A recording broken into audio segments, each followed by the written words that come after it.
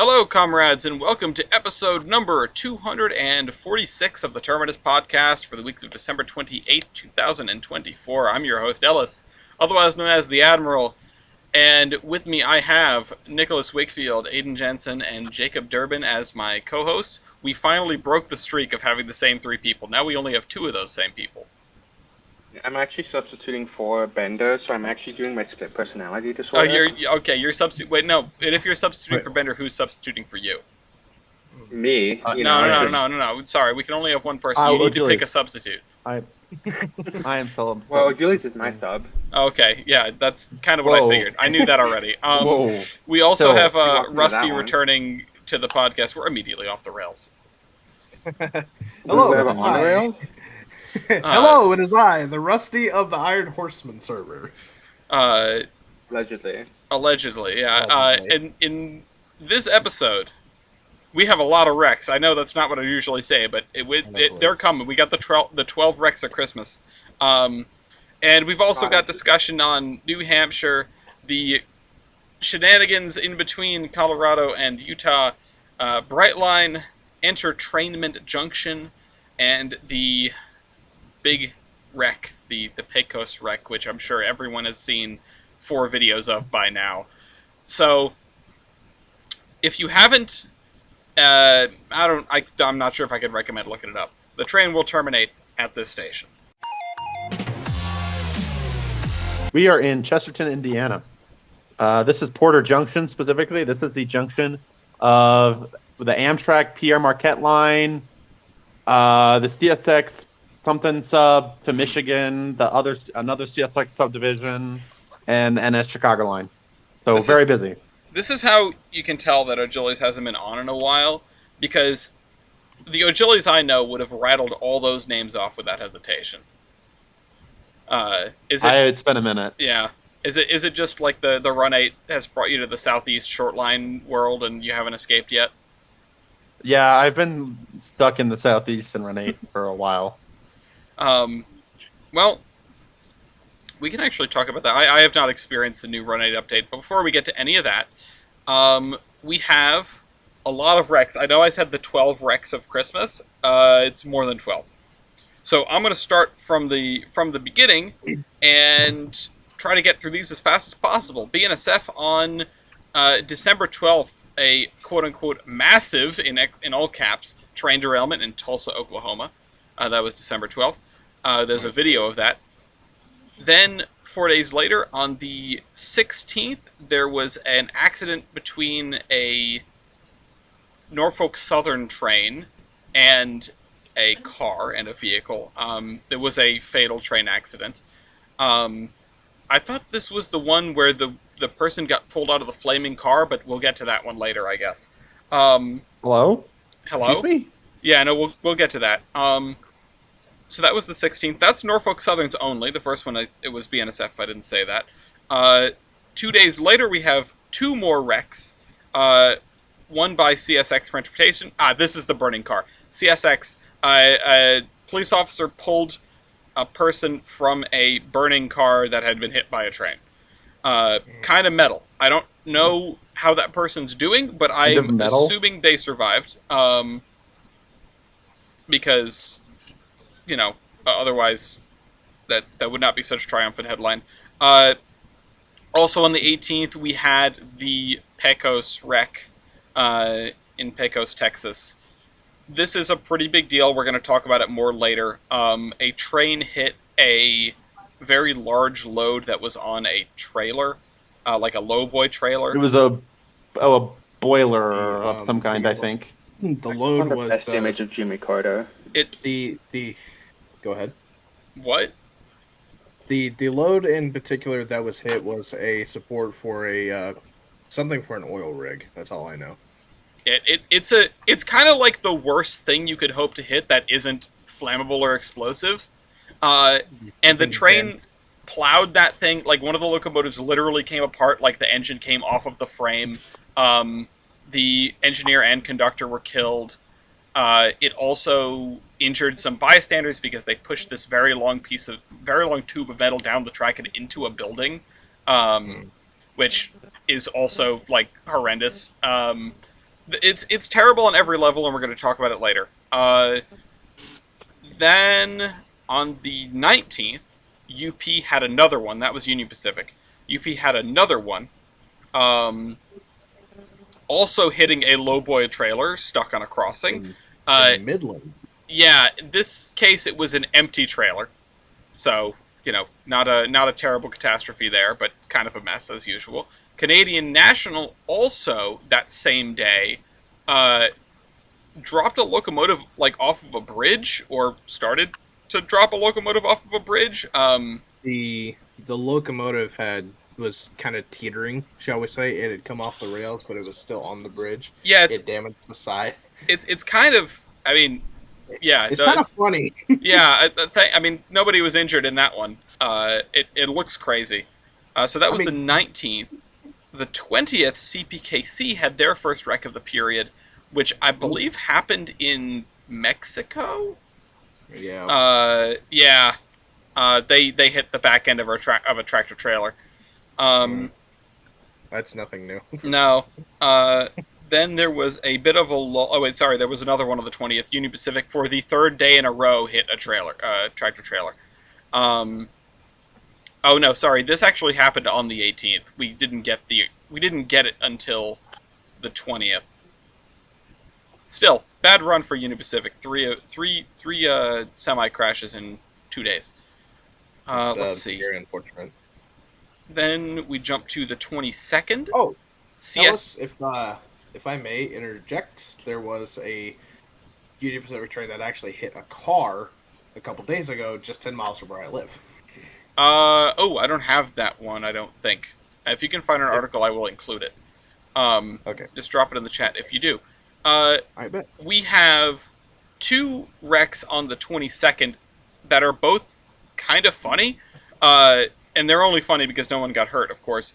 There was a CPKC derailment due to a landslide that just knocked out part of the train, and now there's a covered hopper just like hanging out in the river at the bottom of the hill. So there's that.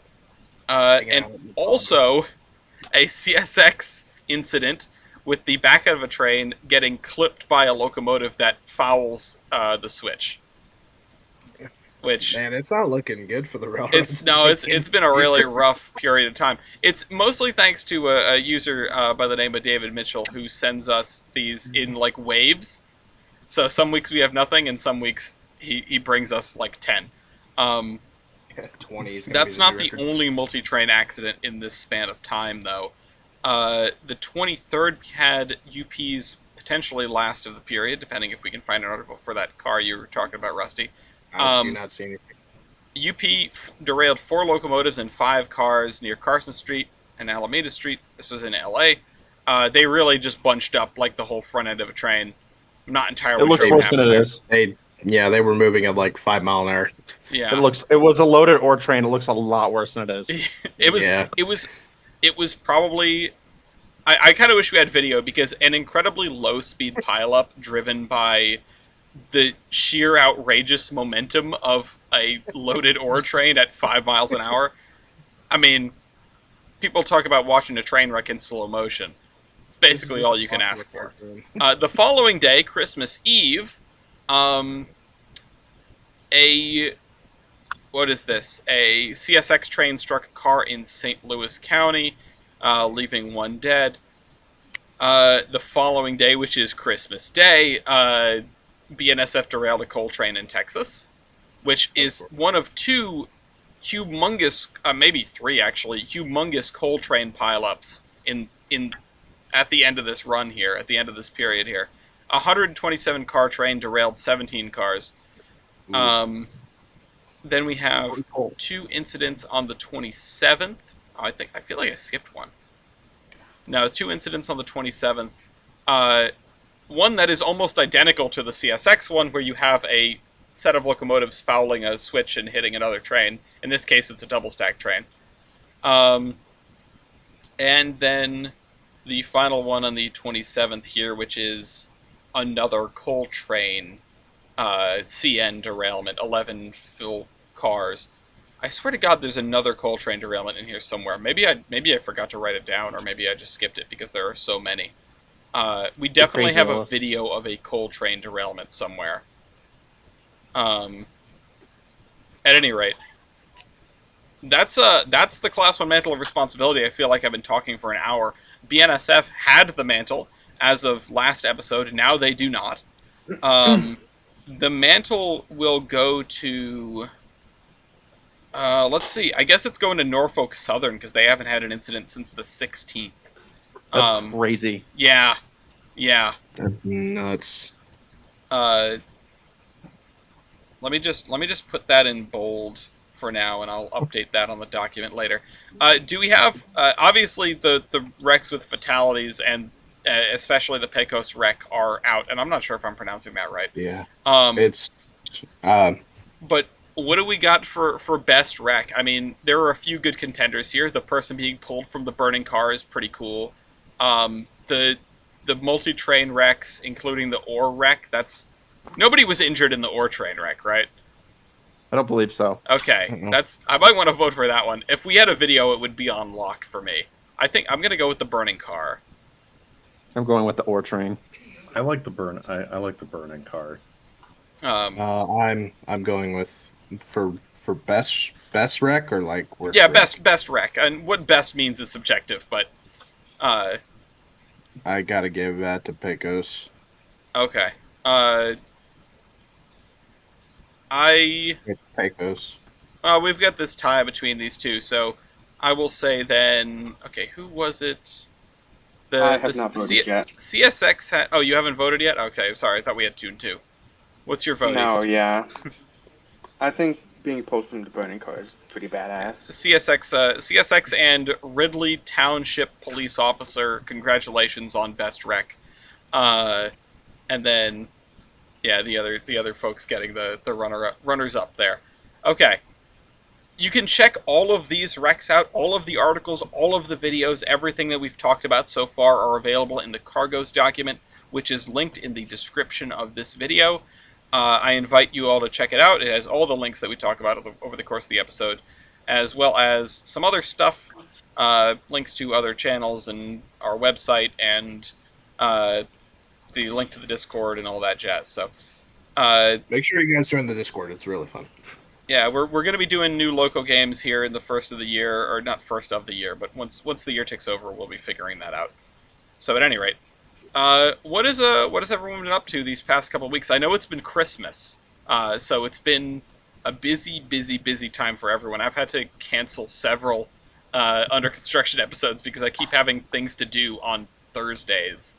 But Jader, actually, I want to hand it off to you first because you're the one who got us here. You have a new project, and it's your new favorite locomotive, you said. Yeah, I'll start dumping pictures of it, but well, I won't disclose their. Well, whatever. So one of my commission projects that just came in yesterday is one of these.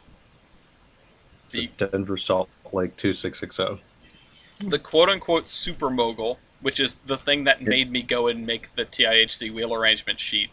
I eventually settled on... This is a 2660, right? I eventually settled on a Moffat type for these, which is a cool enough name, but it's a Java if it's a tank engine because they were used extensively in Indonesia, that wheel arrangement. If I may make a comment, KNL Trains based lore recently. Yeah. I was half tempted to send. I don't know if my customer saw that, but I was half tempted to send that to him. Like, hey, coincidence? Oh wait, is K&L making one of these? They already did. They did. Well, the thing they just released is basically this. Oh shoot! So what it was, if I read correctly, it's a bunch of kit-based parts off of many different types of KNL locomotives, and they just threw it all together for the new Coal Country that just came out. Well, that's kind of Yeah, wild. It's very literally wild. a kit bash. It's a very nice engine, though. So this is this brass or die cast or what is It's this brass. engine? Where did it come from? The research I've done on it so far, it's made by PFM. And I don't, according to Brass Trains, there's over 2,000 of these models in existence, Oh, which is a lot. that is a lot. But yeah, this one's in, whoever painted it did a fabulous job with it. It looks really good. The pictures don't do it justice because they're just on my phone. Um, looks really, really good. And I'm going to touch up the paint and then put DCC and sound in it and then actually get it running because right now the motor turns over, all the wheels turn over, but the motor doesn't turn the wheels. Hmm. And I think it's something with the drive shaft going from the motor to the rearmost gearbox because there's like each driver set has its own gearbox and then they're just linked together. Like the drive shaft goes between the rear set of cylinders. It's pretty cool. That's cool. It's Yeah, always and interesting how model makers solve it, the engineering challenges that are presented to real real engineers, I suppose. and the little smoke deflector on the smokestack, it works. Really?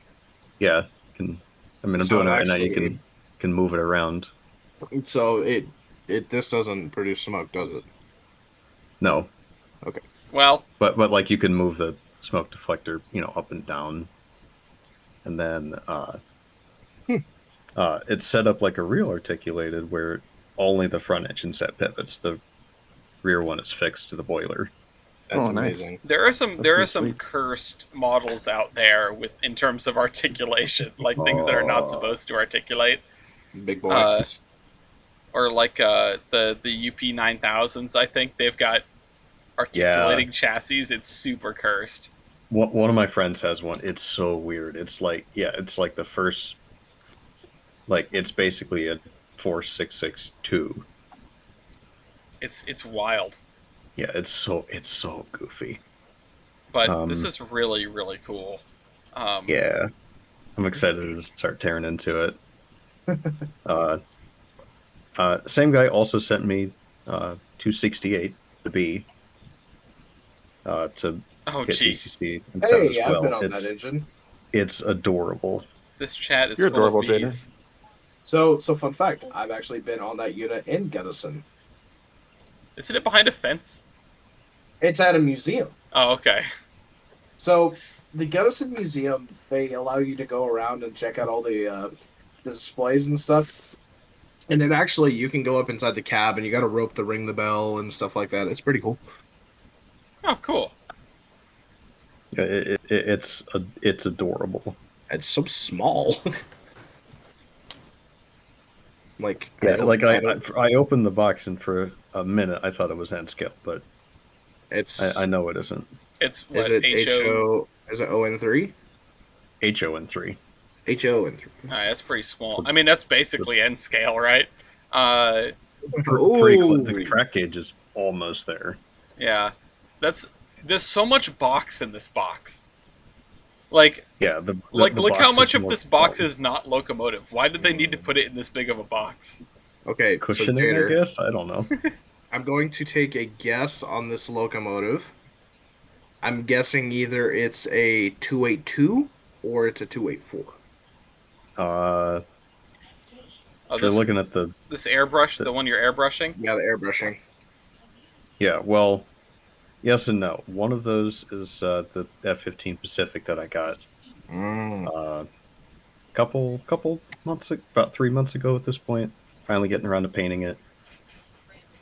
It's really shaping up. I think it's going to turn out super good. I'm using.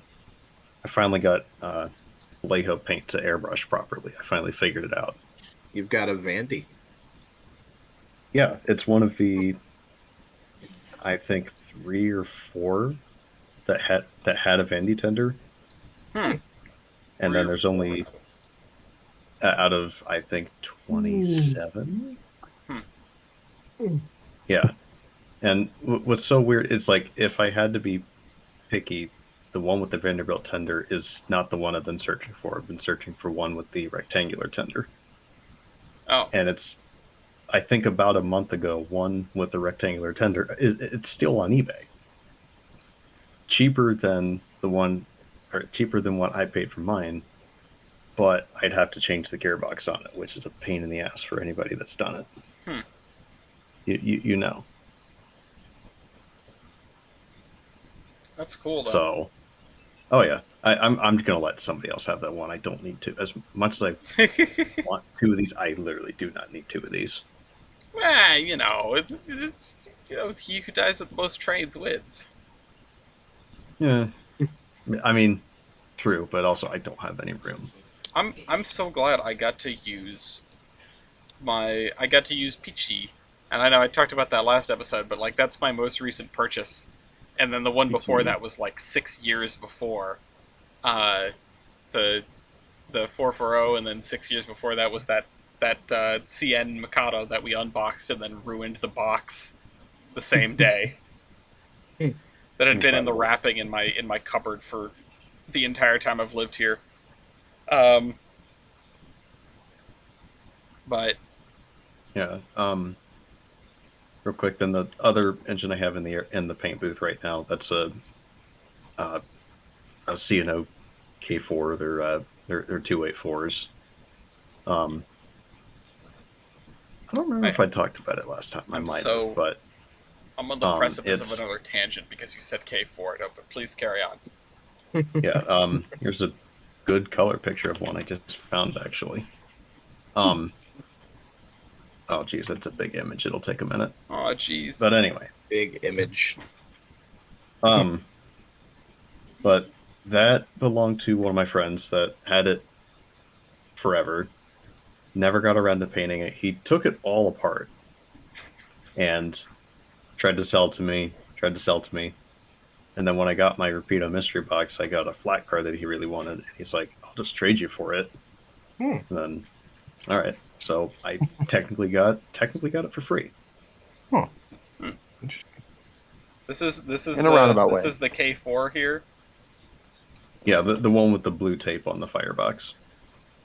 Oh no, I mean the photo. Yeah. So first of all, that is a really cool photo. Second of all, Jesus, it looks huge. It's a Mikado? No, it's a Berkshire. Oh, it's a Berk. Okay, well, okay, yeah. Yeah. Yeah. I Big guess engine. technically. It's a Mikado that grew something else. Hey. Yeah. But I mean, they called them Big Mikes. yeah, they can do So, that, yeah. I guess. That was corny. Speaking of color photos, I see plenty of color photos in here. I'll go from the bottom up. East, you were out and about the other day. I know you were feeling under the weather. Are you feeling better now? No. Oh, damn. I'm sorry. Across the board. No. Yeah, so if we're going bottoms up, oh, I just noticed that the sunshade on 714 is like put down. It doesn't look like it was very sunny. No, it was not very sunny. These past couple of days, it's been very shitty weather. Wow, why Here didn't we've you ask how got- the weather feels, bro? Okay. That doesn't make sense. Um, All right. Stop All that. right. That Good try. That didn't make Uh, that. Yeah, Get that a was point for stupid. that because it was Sorry. so bad. No, please don't give me a point. I'm sorry. It was I think you deserve a point for no. Don't worry. I already took anyway. care of East. Go on with your pictures. that.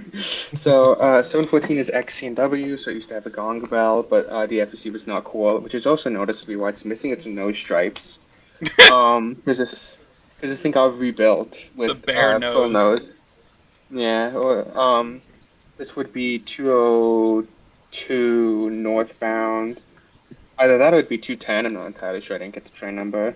Either way, fast intermodal from the Miami area-ish to Jacksonville. And if it's 202, it's the NS interchange train, and if it's 210, it's the domestic Fort Lauderdale intermodal train. But my guess is it's 202, the NS interchange train, because I didn't see any one containers on it. And I know it's like a big thing of Fort Lauderdale is they have the one contract, so they're like pink ones. Pink The one. next photo is just the front of the train, nothing exciting. Next is 105, which is southbound, just about anything that needs to go southbound. You've got intermodal, pigs, junk, empty rock hoppers, reefers, boxcars, tank cars, whatever you need. And then, you have two UPS 20-foot trucks inside of a 53-foot well car. You can even see the rain in it. Yeah, honestly, I was gonna say it looks like it's snowing. Like I know it's just like miserable weather. It was just raining that hard. Yeah, no wonder why you're not feeling any better. Yeah, then Whoa. O'Gillies. Uh-oh. Oh, not O'Gillies. I'm so used to teaming O'Gillies. Not O'Gillies. I don't remember his name. Wow. Rusty. Rusty and Mike's being not speaking English. Anyway, continuing. Next, we see FEC 900 North, which is a local which took the job of a road train. Don't ask me why. This is supposed to be Road Train 204, and it just ran it as a local, which is also why it has 6 engines on it. I was gonna ask about that. All of them were online except for the pink lady in the back. She was, as far as I'm aware, she was dead in tow. She might have been online, but it's kind of hard to tell. This corner is very tight, and the flange wheels are deafening. Which, great shot for photos and for like beautiful sightlines across the bridge. Absolutely atrocious for your ears. This is Boylston. Yeah. Stand here for And the next photo is just it's slightly further away. So you can like see that like the second engine, 3 SD40s and 3 Jeeps. The next thing is 429 running backwards in a local, which actually was a local and only had 5 cars on it. Empty rock cars. Long hood forward. Then the next photos is the same train 900 south, where you can see 427 and 711 with the some 711 leading. Towing 821, which we believe is next in the paint shed to receive the Ferromex paint scheme. Yay, toothpaste! No bad Toothpaste! No. Ferromex paint scheme phase. Sorry. Toothpaste. Liberal. Blocking or jelly. Ding dong, your It's opinion is tooth- wrong. Toothpaste. I can't believe Nick is no longer my friend. Canceled. Also, now I see the Okay. nose stripes you were talking about. That I don't know if it looks worse without them, because that doesn't look good. So, fun fact, guys, you know the toothbrush was invented in Indiana? No. Did But the not only know good thing to that. come out of Indiana. Well, if it was invented in any other state, they would have called it the teeth brush. Wow. Uh, Wow. Boo. I was like, there's got to be a I don't punchline get here it. because I'm about to that's get a definitely point not on true. Yeah. I don't get it. You're getting that. I'm giving them out like hotcakes. No! All right. I don't get it. It's Okay, saying so- Indiana people only have one tooth. Oh. Well, considering I'm from Ohio and we shit on every other state, that's yeah. That's a weird way to say according invade. Google, the Chinese invented the toothbrush. Just to I was Get- gonna say, get is that that out like the there. factual one? Because I was like, the toothbrush is Yes. ancient. It's not a recent development in human history. invented the first natural bristle toothbrush in about the 1400s using pig's hair. You know what? That's newer than I would have expected.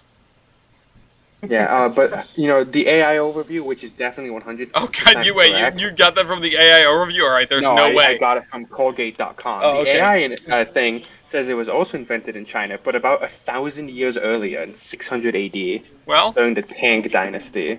So I don't know if you want to trust Colgate or the Google AI interview, which tells pregnant mothers to eat rocks. well, you know, Oh. I know some people who have advocated for eating rocks, specifically coal. I was gonna say. You know who you are. Have you not tried eating? Uh, Have you not tried eating rocks? I'm not Fry 'em going up to with try a- eating fry 'em rocks. up with a little salt. I want to Fry 'em I up want with a to little I want to salt talk and about get the back more rail fanning photos so that we can go and talk about more things. So, that's did you have another block of photos in here, East? I don't. I'm No. okay. It's Rusty that has 2 blocks of photos. Which one do you want to do first? Whichever one you want to do first, my man. Let's go with these dope night shots. So these are on my local subdivision out in Oklahoma and in Kansas in some cases. God forbid I ever go back there. Anyway, so these are really long exposed shots, and I've been experimenting recently. And so somebody taught me how to do it, and so I've been out the past couple nights and staying up way too late till like 4 in the morning doing them. because they're awesome. I love the way that it is. So the first shot is actually in my hometown. If you look on the elevator, you will see what my hometown Hell name yeah! is. Everybody else, if you don't get it, I live in Hooker, Yeah. Oklahoma. So, yes, I live along the old Rock Island. So, You have blackjack Anyway. as well. Yeah, is there blackjack and hooker? Blackjack and hookers. So yeah, so the third shot is actually at Guyman, Oklahoma, passing one of our local facilities, and then the others are from my hometown. This Is that UP? that or that BN? second one looks like it's being taken at dawn. Is that the case? So that was actually at sunset. Okay, I was gonna say because Oh, you said staying out way too late, and I'm like, do you mean like 7 a.m.? I've done that before. Pass. Uh, So the top photos. Ash. That's weak energy, Ellis. So these are from the Cimarron old. Valley Railroad in Satana, Kansas. Recently, they've been having some track upgrades, and the state of Kansas has allowed them to get the funding that they need. And they've gone from really horrible condition track to actually having straight track. Because if you would have Yay. seen the CBR a couple years ago, it would have looked like spaghetti. this is I'm so. not even. So this is joking, a 5969 here. Is this one of the like -3s or whatever they are? So uh, this is actually a B40-8. Oh, okay. It's Oh, square. base B40-8 it's square. alert. Let's go. So yes, what's that? It is The square. base Also, B40-8. what is on the roof? So those are AC units. Oh, So Oh. when these locomotives first came to the CBR, they did not have air conditioning, and crews were complaining. And about 6 months later, when the summer hit, they had to put air conditioners on the roof. they Where are should these have. photos? They should have just taken. They're up in the chat. Hold on. Let me. Oh, I see him. I see him. Okay. All right. I was about to send you a message. Oh shoot! No, I Okay. can't get rid of this. Oh shoot. Yeah, I sent it earlier. Sorry, boys. But yeah, these are first of all, these are some great photos because you can see the length of the train. I love that. But also, why didn't they just do like the better solution and just like hang a window AC out the side of the cab? I feel like that would have been cheaper. So fun uh, fact, they tried that. It didn't work. Kansas engineering. I'm not even joking, but because the track. Hello. Yeah. Did you explode? Up there he goes. Oh, And he's My back. internet. My internet's terrible. So they did try this, and it's funny how this happened because I got told the story. They left the yard at 10 miles an hour, and they hit a bump so bad that the AC unit actually fell out. Damn. Oops. I'm not even joking.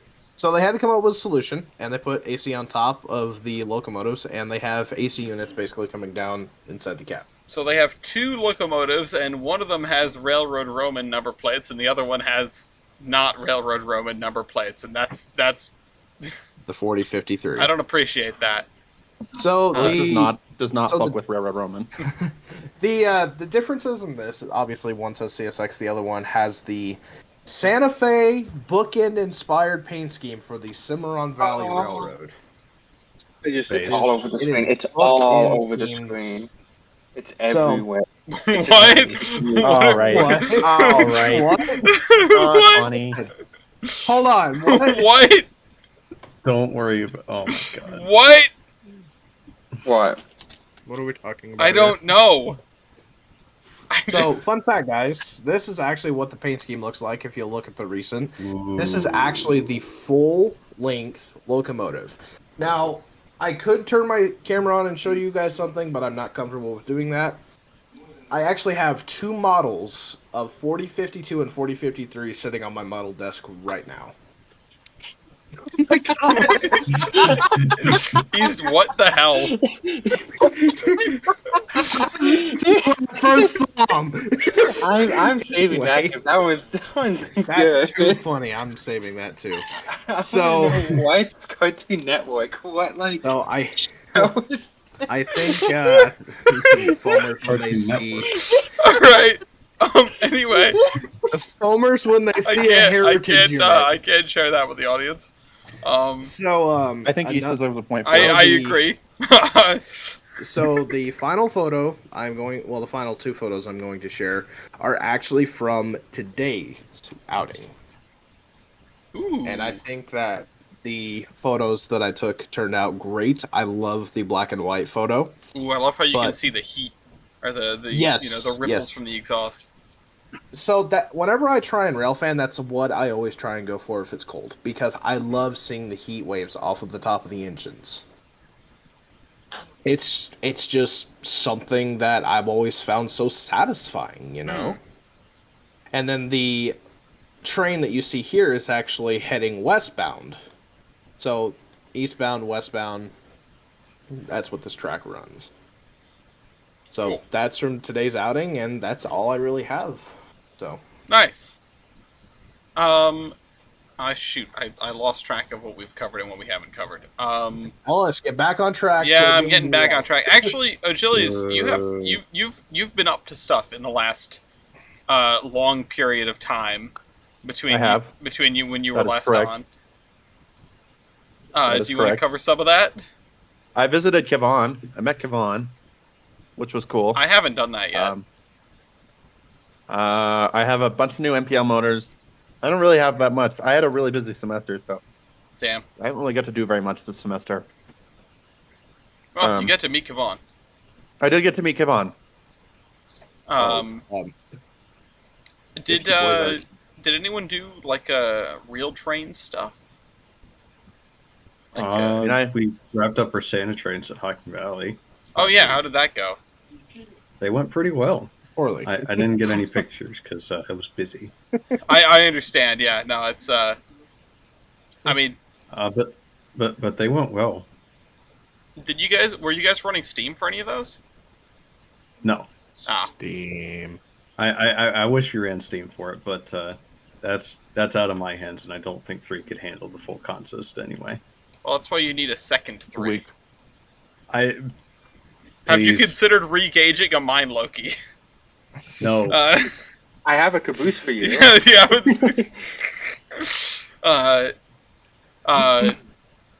Well, I do have like an actual sort of news thing that I should probably cover because I didn't cover it the last 2 times.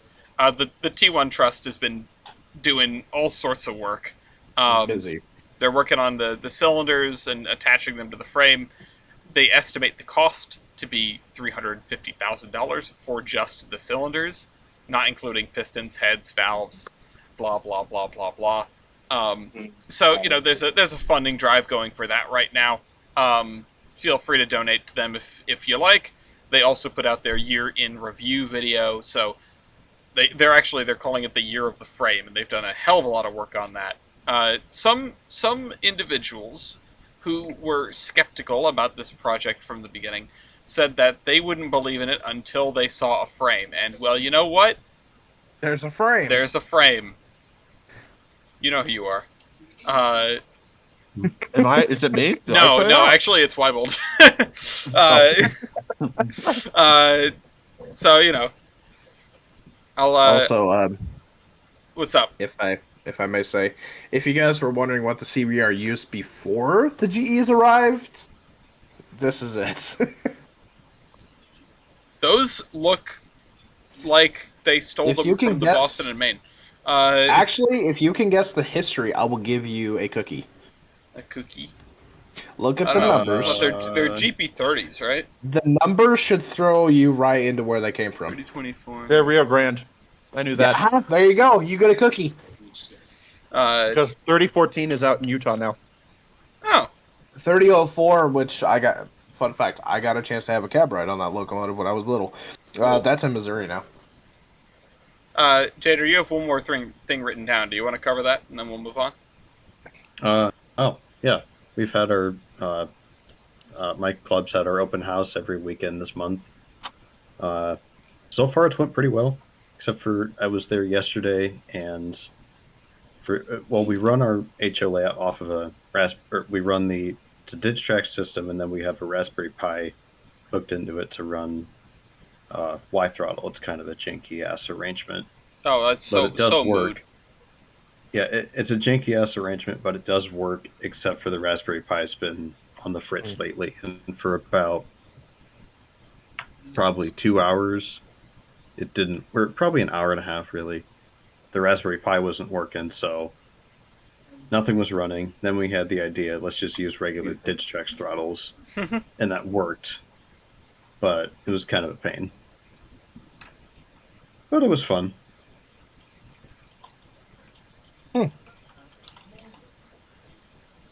That's cool. You guys have an open house for a whole month? Mm-hmm. Damn. I take it you guys aren't usually open to the public then? Well, I mean, we've done like smaller open houses. Like we'll do like one weekend, sometimes like in the summer. Okay. But usually no. But you know, if anybody just shows up, we're not going to turn them away. Okay. That's neat.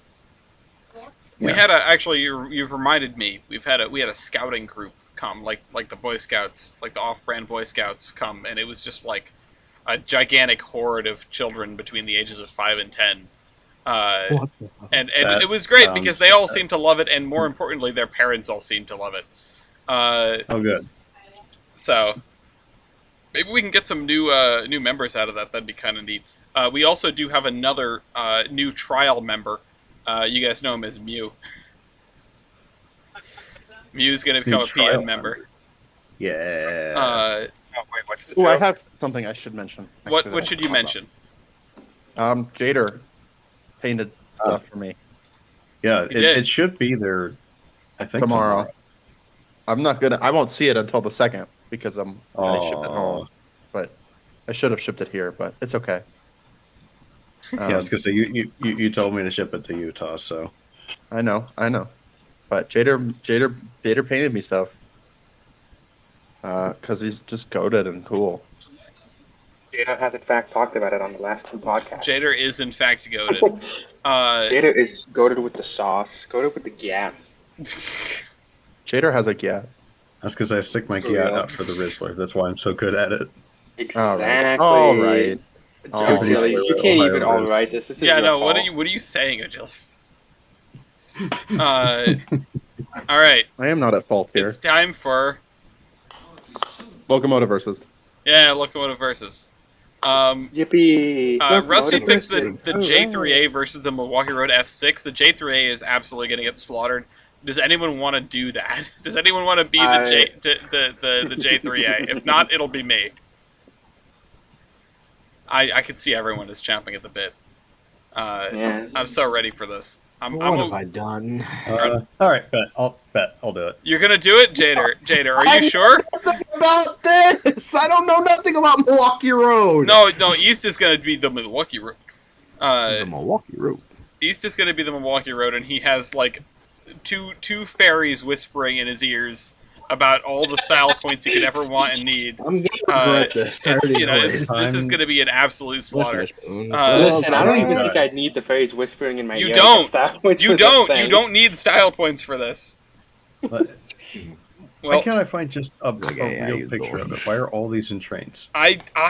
because there's too much trains in like our browser history. I don't know.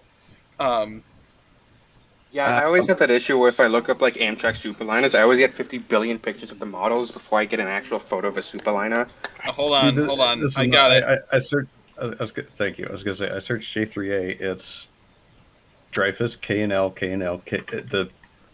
the Temu version of the Dreyfus, Bachmann, and then other models. You should get the J3A that's like missing the nose streamlining, but the rest of it's still streamlined. There you go, Jader. I got one for you. No, I got you. No. No. Let me see if I can. Oh my god. Let me see if I can find one. Hold on. Oh, here we go. I was hoping I'd get the low quality image because it'd make it funny. Hey Ellis, I Yep. just realized something. I have an J1. eye appointment at 9:00 in the morning. Well, that's unfortunate. I gotta get going. Damn. Oh, okay. Like right now? I'm Okay, sorry. here we early. go. I forgot. Because I just got a notification here on we my go. phone. It's like, don't forget you have eye appointment tomorrow. At Okay. 9 though. Well, Feels Yeah. like you've been Does staying this out. image You have said you've been nothing? staying out Knee all late, but surgery if you tomorrow? gotta go, you gotta go. I can't keep you here. Thank you I'm for. really sorry to call it, guys. It's just, life has its ways. I'm gonna give you Yeah. another point for that anyway. Oh! It's okay if you've got a You know what? guess. You know what? I'll If you stay. if you've I'll got a stay. guess for the thing, or okay, well, it's too late. I don't take points away. Jader, I got one for you. If you want a streamlined one, there you go.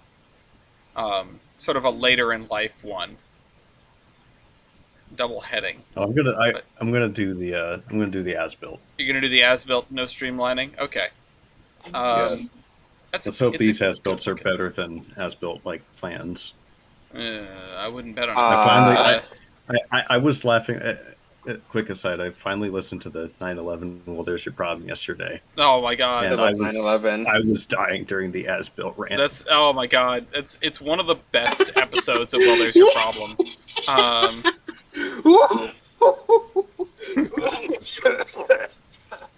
Oh my god, the Jimmy Carter thing. what Jimmy Carter thing? I'll put it in Terminus podcast. Kevon sent it in Horseman discussion. I can't this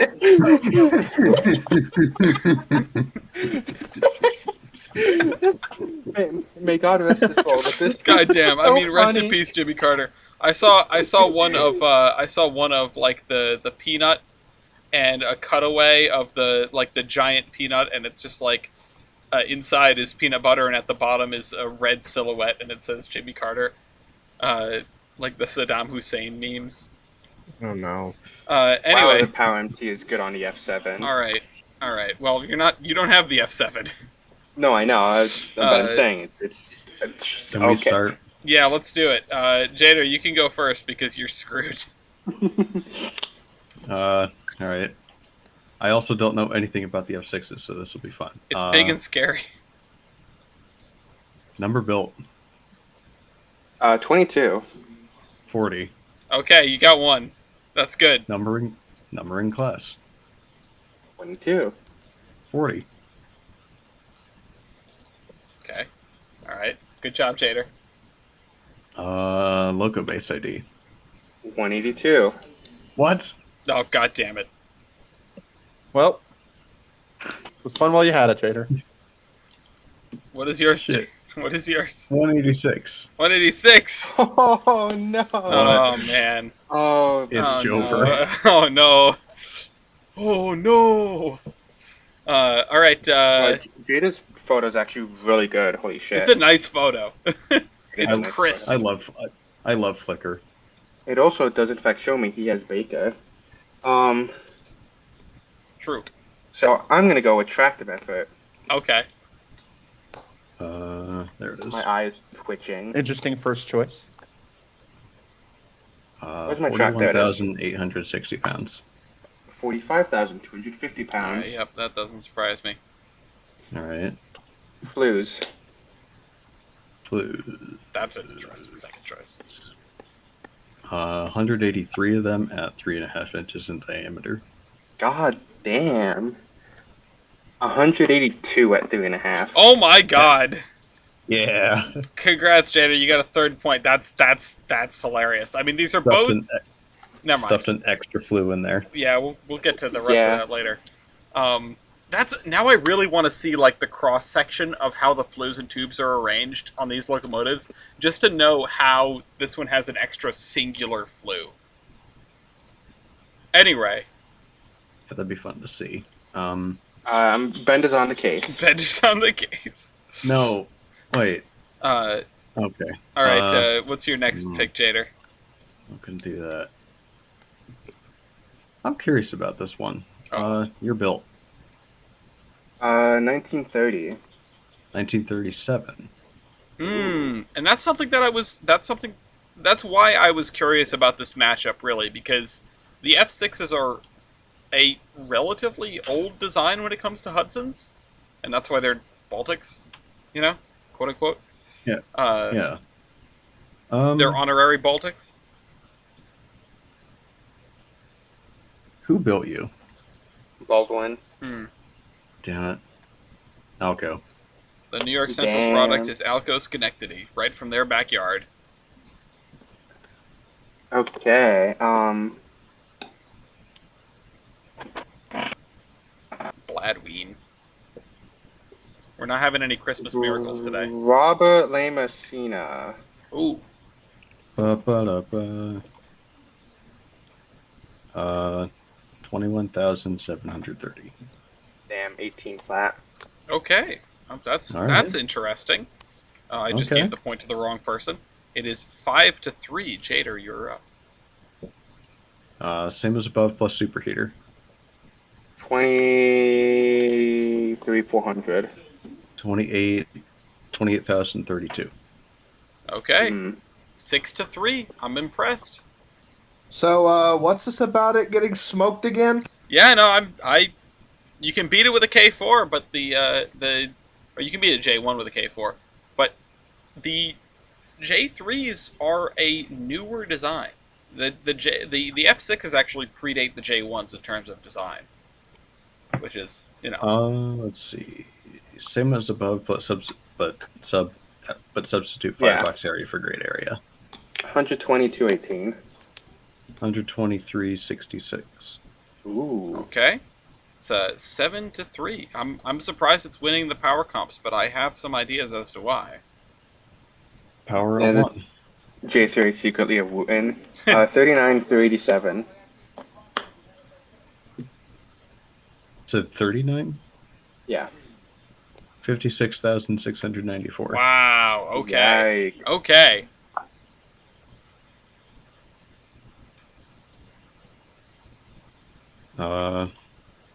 Power MT. 1325.36. 1,858. Holy crap. I need to check something quickly. That's you're gonna look up the C62, aren't you? Yes. It's course in the you are. ballpark. It's in the ballpark. Hmm. 9-3. I'm impressed. The F7s are beasts. The F6s I expected to be similar, but I guess they're not quite that locomotive. They're also like 8 years older. Yeah, and I'm it's clear to me that makes the difference, right? I just didn't expect it to. Yeah. Okay. Did that. That's 9-3. Tubes. Tubes. 58 by 2 1/4. 59 at 2 1/4. What the hell my is going on with God. these locomotives? Yeah, I really want to see the 10-3. cross-section. So your firebox there is gonna be like a point 2 bigger than me or something like that. Well, let's find out. Firebox area. Firebox area 411. Shit. 360. Wow. Ooh. That's more of a difference than I might have guessed. 4-10 east. Grid area. Great area. 82 square feet. 80. I figured because my grade area was so much, my firebox for grade area was so much closer than the other stats. I figured I'd have a bigger grade area, but I guess not. No, I mean the the difference in Robert Lee Messina's, I was going to attribute to the other thing, but 11-4, the J3 is holding its own. All right. The J Dur. Vapor defeating surface. 4205. 4187. Okay, Mhm. East gets Damn. that one. It's 5-11. Flew 2 blank. Huh? Flew 2 blank. 19 feet. Okay, now the firebox number makes no sense to me. 19 feet. Ooh, a What? tie. Okay. Huh. These are similar locomotives boiler wise, just not firebox wise. That's very interesting. Well, Jader, ball's in your court again. It's 11-5. What is the obvious boiler question, if you'd want to ask that? Superheating surface. Oh, 1815. 1745. See? See, I'm keeping it in. See, I'm keeping it interesting for fans. I figured Jader would have won that All because five of of the them. age difference. That's ridiculous. But I guess Combined the one heating fewer surface. flew and the same length. Anyway, East, it's Europe, 6-11. Combined. Combined heating surface. 5932. 1815. What? Wait, 60-20. Yeah, I was gonna say, wait. What? The number's going down. Okay, 7-11. Okay, let's do high pressure cylinders. All right. 22 and a half by 29. Ooh, 26 by 28. Oh wow, those are much We may smaller. have to go to the calculator, but I think the 26 Don't let me over down the now. 22. I NYC think the loading 26 gauge. over the PNG. 22 just destroys because diameter squares. Well, hold on, wait. Yeah. Say those again. Mine was 22 and a half by 29. Okay, and yours was East? 26 by 28.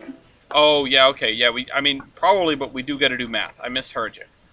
Jump into the locomotive versus tools and punch those numbers in. I need to scroll up, pull up. Um, this is really interesting. You know what's something? no, I was looking at while you No, guys do that. No. I was looking at East Engine here, and I saw the chains connecting the front truck, and I went, "Huh, that's a style point we don't like ever see, like truck chains for the locomotive." And then I looked at the central engine, and it's got them too. Oh yeah, I Um, see them right there. 26 by Yeah, 28 interesting. wins. That is Man, this is No. a crisp No ass photo. surprise. yeah, and that was Mine or yours? yeah. Wait, whose was 28 by 26? Me. Okay. 8 points to 11 East. I assume our driver diameters are the same. Because we're both passenger Hudsons. I'd be surprised if you were anything less than 80.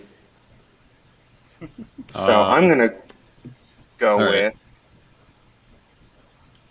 I don't know. You could keep things interesting. Call it. See what happens.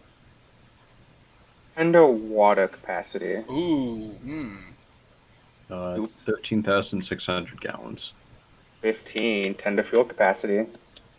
28 tons. Jesus, 20. Yeah, that was that. The water call was right. The fuel call was not right. We are over 20 points, by the way. Track scooped up PNG. Yeah. Yeah. Call driver Right. diameter, make it interesting. No. No. I mean, it'd be a tie. The only other thing I'd want to know is boiler pressure, but I think you'd carry that. We haven't done any weight stats. Yeah, let's do No. boiler pressure. 225. 265. 265. Yeah, I'm not shocked Yeah, there. and see, that's honestly holding down all the power comps for 126 here. Yeah. 225 is pretty low for a like late in the game steam locomotive, which this really isn't. Okay, well, Jader, you're up 13-9. You can keep calling, or you can go to style points. Up to you. Let's do weight stats. I'm curious. Okay. What's your weight on drivers East? 196, 550. What the fuck? 201,800. That's close. That's really close. Yeah. Axle loading. I don't have that. Okay. Neither do I. Just take the number divided by 3. Min axle loading. Hold on, where's my calculator? I gotta do Which I win because that's how math works. But like, Wait, I mean, that's true. it's take weight the on total drivers. Weight It's weight on drivers divided by yeah, the number weight of axles you have that are driven axles. So 3. oh, okay.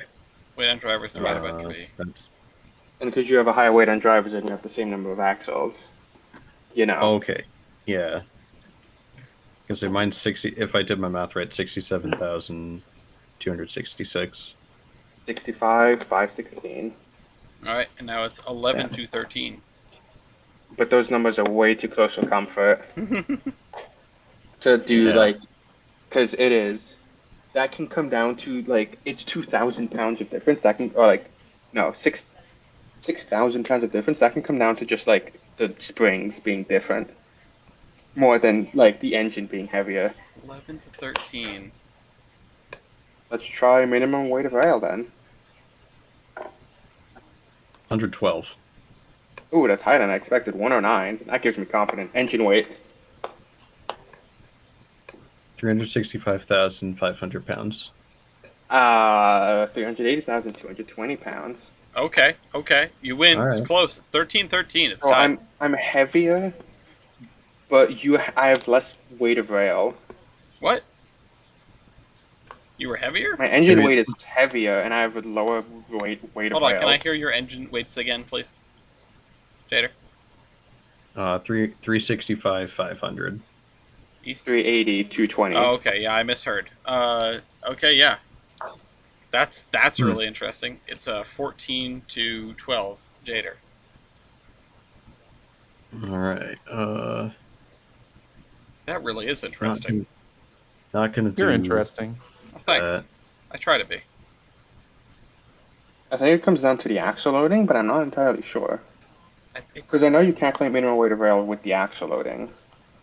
I feel like it would be just how the springs are arranged. you calculate you calculate minimum weight of rail with your as far as we're concerned with steamlocomotive.com and the locobase and everything, and the trading cards. It's a Chicago. It's a CNEI, if I remember right. CNEI Yeah. developed a formula, and it's just based on the weight on drivers and number of drivers. So it's derived similarly to min axle loading as we do that. But I mean, you could always have your minimum weight of rail and axle loading be driven by something other than the driving axles. But at that point, your locomotive is kind of a mess in terms of where it's putting its weight. Balancing. Yeah. Yeah. Well, Jader, what do you want to do? Oh, you know what? Ellis Familiar's weight competition, I think would. Oh no, I think Jada would win that hand at the I end. think Jader would win. Yeah. Yeah. Well, I'm gonna ask a question, but I want to look at another picture of this thing before I ask. Okay. Well, you've got a little bit of time. I've got this timer. It's going. Yeah, let's not do that. Well,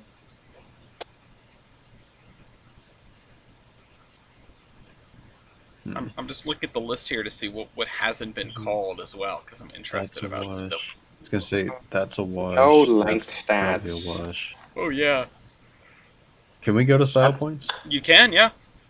Let's go to style points. All right, judge's choice. Actually, I'm looking at these two locomotives. I am curious. Overall wheelbase. Well, that's a good one. 83.62 feet. 83.62. 81.62. Oh wow. That's pretty 2 close. feet shorter on the dime. Okay. 13 to 14. Rusty, Agilies, picks for judge's choice. East, what's a stat that helps Jader that you can think of? I'm gonna ask the same question but flipped to Jader, so you can answer. 'cause Something he's that gonna would answer. help Jada. I mean, Ellis Familiar's weight would just. Yeah, ET's Because weight Jada wins computation. that. Yeah, that's not something that's like a maybe Jada. No, Jada wins that like straight up. So Ellis knows weight computation. Computation. Yeah. And You can- Jader, what helps East? I don't know if there's a stat that Pro- directly helps Probably me. the total. Probably total engine and tender weight. Okay. So heads, I'm gonna call. I'll call total engine and tender, and tails, I'll call Ellis Tamilio. Agilies is playing a game within the game. And if it lands on the edge, then you call driver diameter. So it's heads. So that would be Ellis. Heads was Ellis or tails was? I think I tails thought was you Ellis. said Oh my tails God. was Ellis, yeah. So heads, engine tender weight. Okay. Okay, total Okay. locomotive Before weight. Jada. Engine tender weight. 681,500 pounds. Ooh, it's close. 668,000. Oh wow. Okay, so Jader is slightly heavier. So my engine's slightly heavier, which means my tender's lighter than you by actually quite a big margin, I think. Yeah, I mean, if you look Yeah, at those you tenders, it makes very- sense to me. Yeah. Like what? 8 tons less coal. Rusty, do Yeah. you have a pick for your judge's choice for stat here? I really can't pick right now. I can't decide what I want to do. Do driver diameter. I want to see if it's the same. Because I think Honestly, it's the same. yeah, driver You know what? diameter is a good one. Driver diameter. 80. 79. Oh my god! Oh, wait, actually, Damn! 79. what is the central on? So Alco, that's it, not huh? even once. Yeah, alright, so, who's behind? East, you're what was behind by one? 1. Give me 2 style points. Horn, Mars Light. Horn and Mars Light. You've got those 2 things, and Jader doesn't. Jader, what about you? What style points have you got? I need 2 from you. There's some things that you both have. You both have a head-end throttle. You both have those chains I talked about. Yeah. You both... East, how many The air compressors do you chains. have? Jader, remember the big thing on the bottom of the tender. Yeah. Okay. Thank you. I have a water scoop. Water scoop. Yep. Correct. And you asked about Let me- air compressing Gorgeous capacity. 6 time. What Gorgeous a 6 Yeah, time. hold on. East, how many air compressors do you have? Do you have just the one? I no idea where even the air compressor is on this image. I'm gonna have to load up a different image, if you let me, of the same yeah, no, like yeah. post modernization. See if you can get a. Basically, it's onus is on you That's to the same prove side of the that you engine. have 2 cross That's the compounds same side because of the Jader should have engine. 2 cross compounds, right, Jader? Yeah. I have- They're on the pilot. One cross compound. No, Damn. That's on the- on that one. I can compress is- more air. Yeah, I could compress more more air. compressed. I'm so compressed, guys. All right. All right, Um, Ellis, did we- that's a point for you. We both have That's covered. fine. That's a point for Okay, me. we both have covered turrets. Well, wouldn't you get the point for more compressor? Yeah, I gave Yeah. him the point for more compressor. It's ball's in your court now, East. Okay. Tender trains and cast pilot. He doesn't have tender chains. I don't see any. I don't see No, them. I saw something that I thought was tender chains, but it's not. I have. Plumbing ooh, or something. I don't wait. know. And you do have a cast pilot going on, so you've got that and that. I have. If I'm looking at the right thing, looks like I have automatic train stop. I Oh, also you both have ATS. automatic train stop. There you go. Wait, yeah. East, where's yours? Look in between first and second sand domes or whatever they're called. Yeah, it's a domes. box. I think that's I could be wrong. I think that's a cab signal box. According to Bender and Tyler, it's ATS. Yeah, they've been doing research. Okay, I fair. Come on, New York Central, don't let me down. It's 18 to 17. Jader, do you have anything else? Got unfortunate news about the New York Central. I have all box drivers. Ooh, You I was just have waiting the for you to singular call that, box yeah. driver. I Or a have. singular pair. Can I get 1/3 of a point? No. No. Half a point. Do you have a booster, East? Not that I'm aware of. Let me check the local base page. I'm pretty sure you don't. No. I have a booster. You do have that booster. It's 19 to 18 East. Adornments and What's your adornment? the Milwaukee nameplate on the tender. Oh yeah, oh yeah, because That that's is a pretty separate cool. plate that bolts on. Yeah. What else? Stoker? Do you have a Stoker? I'd hope you have a Stoker. I'm pretty think sure so. you It's both probably have on the- stokers. Let me see if I Yeah, can find a picture of the do you have fireman's. It's probably on the arch fireman's side. Ooh, that is a good question. Do you have arch tubes? Do either of you have thermic siphons? I do. You've got arch tubes and I- siphons. Damn. I Yep. don't know if I have siphons. Where would I find that? I would be Or like do I it would have to say do it that? somewhere, either in the blurb or The blurb. yeah, in the Let me blurb on see. the local base page The or blurb. something else.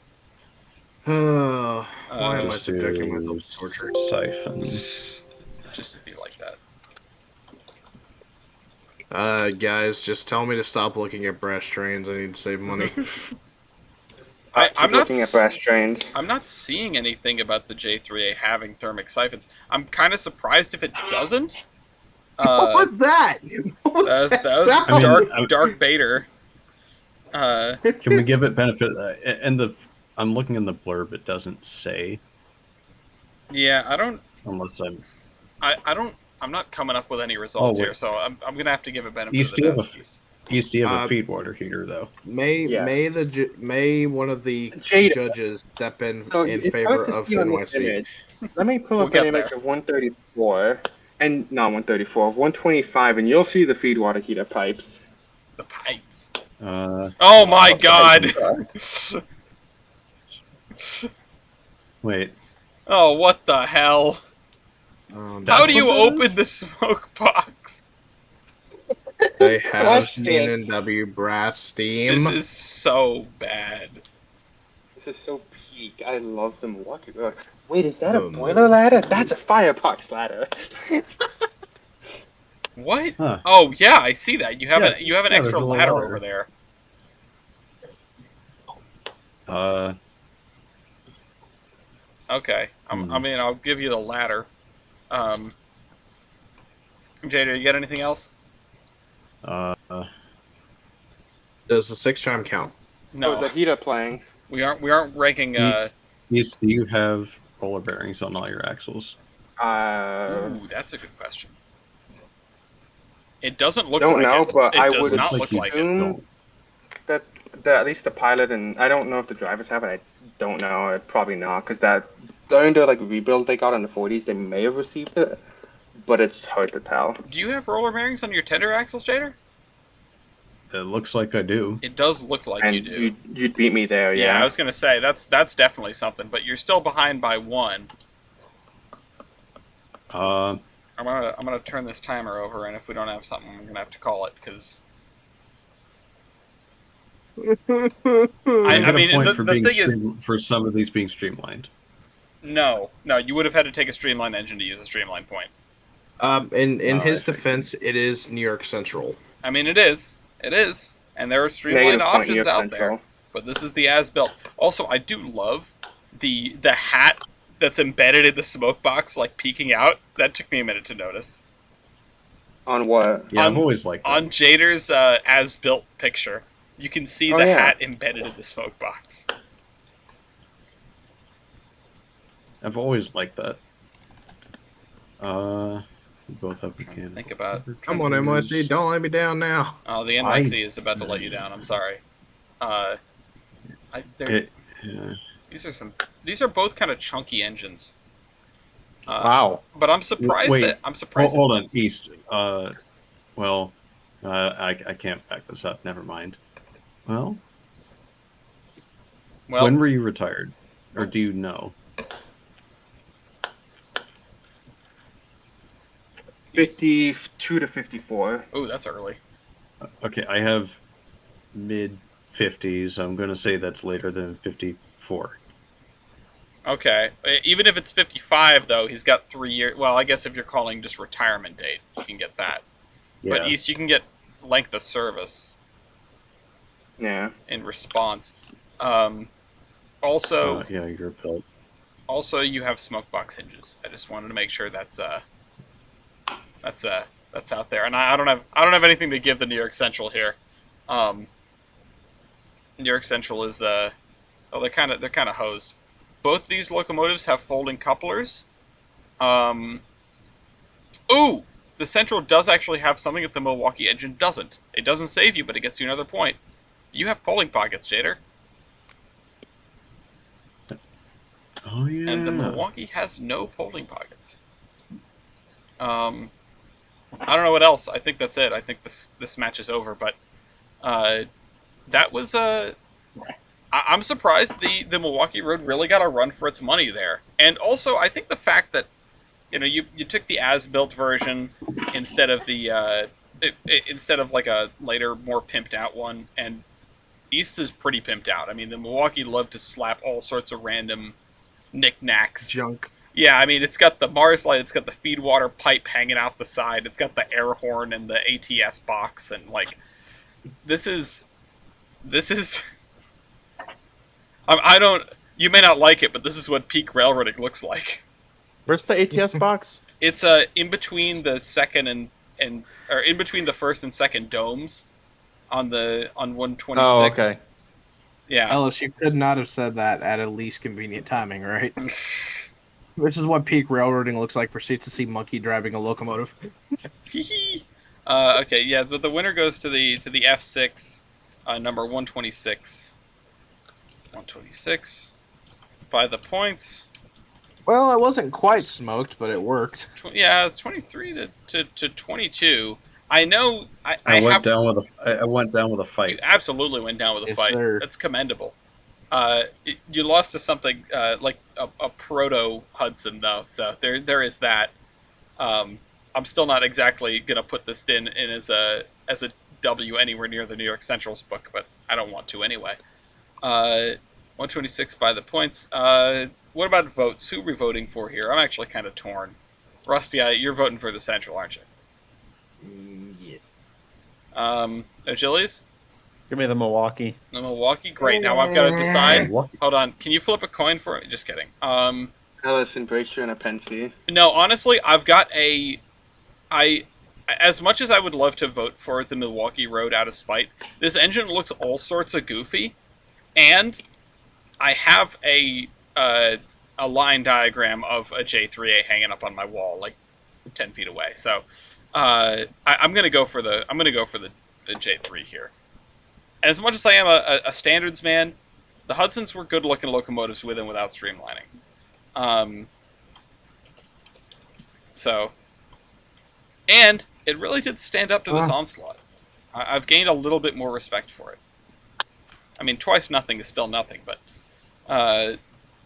Losing by 1 point's better than losing by 10. well, don't say it. I'm sure East can fix that. No. Okay. Let's do the news. I know you might have to run, Rusty, so I'll let you go first. Let's talk about the Pecos wreck.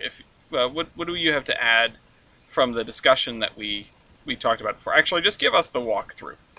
So, what was the date that it happened? The 18th? 18th, I correct? believe. The 18th of December, 2024, we had a very tragic incident happen in Pecos, Texas.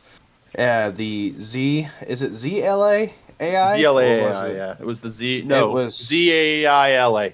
Oh, okay. So it was a westbound Z train that was going through Pecos. It struck a very oversized load in the middle of downtown Pecos. Sadly, we lost two Union Pacific employees. Rest in peace.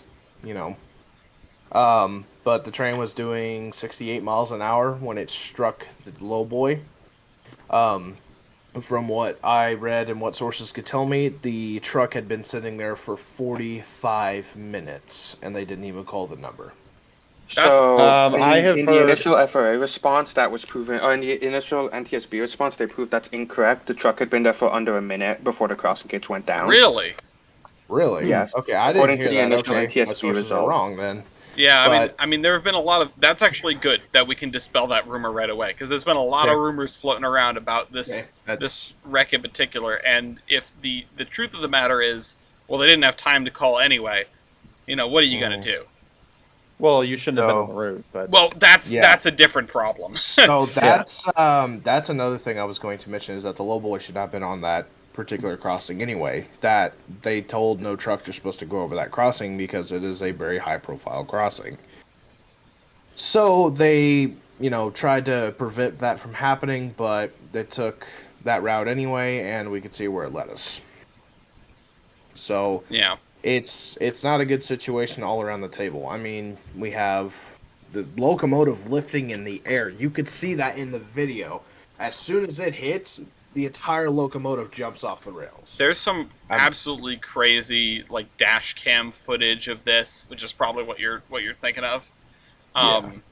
And you can see it hit, and then you can see it tumble behind the building. It's brutal. I mean, I don't know how else to call it. It's absolutely brutal. I mean, I said it earlier, but hitting that kind of load is At that speed. the worst thing you want to hit that isn't explosive. Yeah. To be honest, I'd rather hit something explosive than that.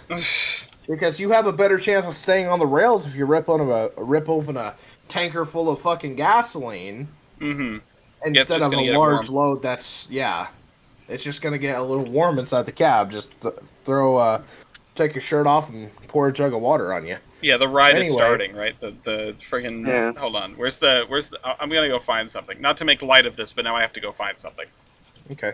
So, but it was a very bad situation. They also did an investigation on the crew that was running uh, the convoy, I guess if you want to call it, the truck and the escort vehicles. They did find out that the guy could not even speak English. Well, that's So unfortunate. I don't. I The think he trucker may have. or the guy in Yeah, charge? the guy, the driver. Well, I mean, Oh. this is He a couldn't- group of multiple people, right? You said there's an Yeah. escort vehicle. The escort Yeah. vehicle should know the route and know the That restrictions. too. Uh, So At least as everybody's much as going the to be held driver does. accountable. Yeah. So everybody's going to be held accountable. I believe that I would fully. hope so. I mean, But Swiss cheese, right? It's a systemic failure. You get more than one problem. I mean, the gets signs are designed to be legible even if you don't know the language, right? and see, I've been looking at the comments on Facebook and on TikTok and stuff. Everybody is blaming the train for going too fast. No, you don't blame the train. You blame the train for it hitting something, but you don't look at the people who put that on the tracks. Well, You can't just steer out of the way. I think, and I was curious about something that you mentioned earlier, and it's sort of, it solves that problem. The train was going 68 miles an hour. Track speed here is 70. They were well within the speed, and I don't want to, I'm not going to scapegoat random commenters on social media that, might not know all the ins and outs of the situation or are just quick to blame the big thing that comes in and hits the thing that isn't moving. It's easy to jump to a conclusion. Lots of people love to blame the train. Well, yeah. Obviously, that is not reasonable, and in this case, it's not. It's Well- not sensical. There was no warning. If the truck was only there for a minute or so, there was no warning. The train was operating, at track speed.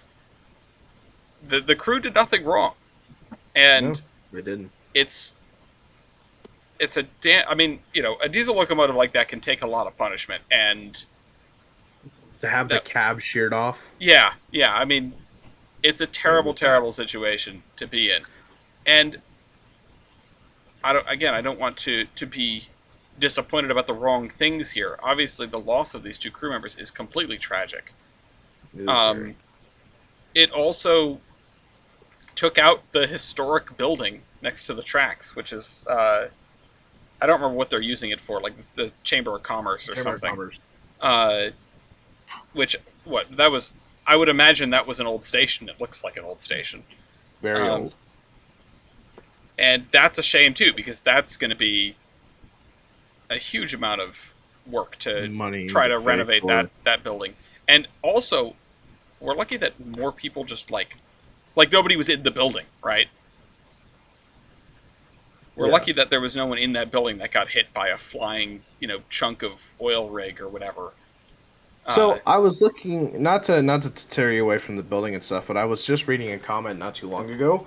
Somebody was like defending the guys that were stuck on the crossing. Mhm.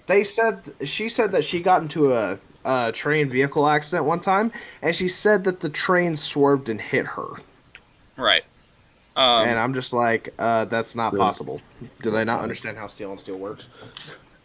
I mean, has anyone to, seen? There's to a be the lightest of devil's advocates, it could have been like a double track crossing, and it could have gone over a crossover like directly before the crossing, which would be kind of funny. Not gonna lie. well, hold on. But, Where's like, there's a Buster Keaton like bit about this where the guy Yeah. where him and his wife have got their house stuck on the tracks, and they see the train coming and they're like, oh god, oh no, and they try to like push the house off the tracks and the train comes by on a the second track and doesn't hit the house.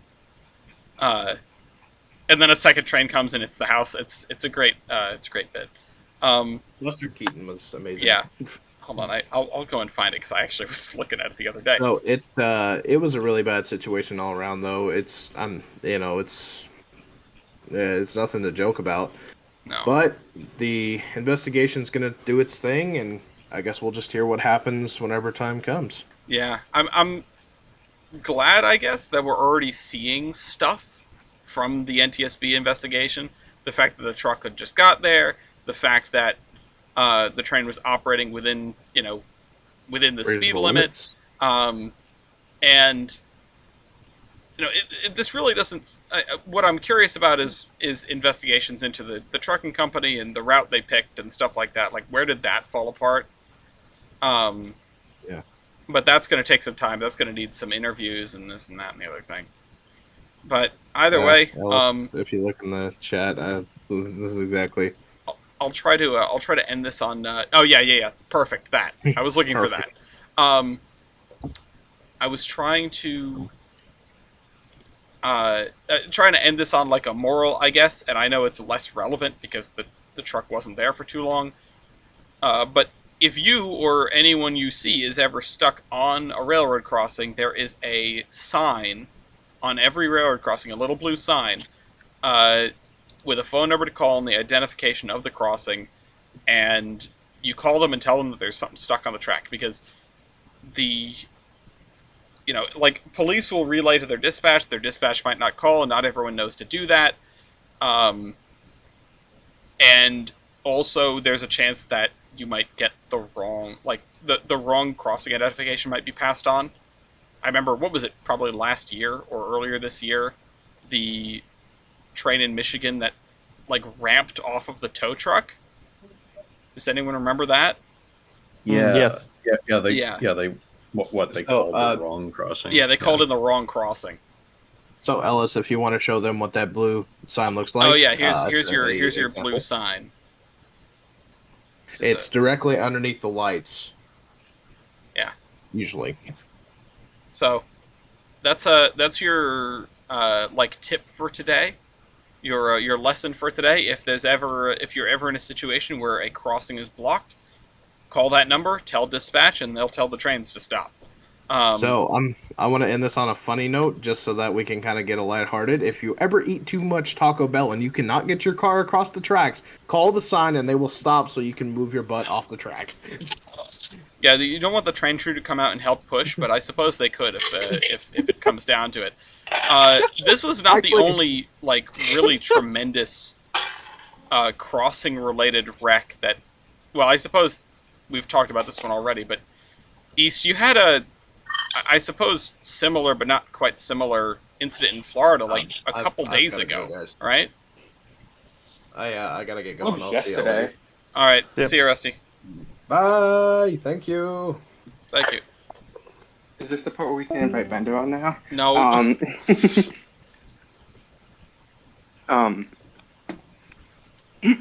me get back to my computer here. So, Brightline. East did not expect me to jump to him. It was over in the other room. He was over on the bench. Yeah. No, I was actually inside of this engine. No. So, whoop-de-doo, look both ways when crossing a crossover, because, wouldn't you know it, there could be a second train. And Mr. don't go around the President. gates. There's been a second train. As proven many times before by a BNE9 and by Union Pacific GVO, there may Specifically be them. a second train. What? Specifically them. Yeah. No else has there ever been a second train. There have been second planes, but that's a different story. Evil Anyways. Joker laugh. Yeah, why so serious? Don't drive around crossing gates. It's not hard. In fact, it's really easy, especially when Bright Line takes about 10 seconds to clear. Not even that. These guys are doing track speed. That's 80 miles an hour. 80 miles an hour with 7 cars. 5 cars, 2 engines. They're gone in seconds. Yeah. So, who wants to take a guess who wins? A fire truck or a train? Are Your mom. the firefighters... I'm going to answer that question with a question. The firefighters were taken to the hospital with not serious injuries, right? 2 suffered serious injuries, but there have been no deaths. Mm. How serious is serious? Well, considering the news article I grabbed for this used to be an entire, like, page long, and now it's a 1 sentence long, I don't know. What? Oh, huh. Yeah. I don't know what the rest of the article went.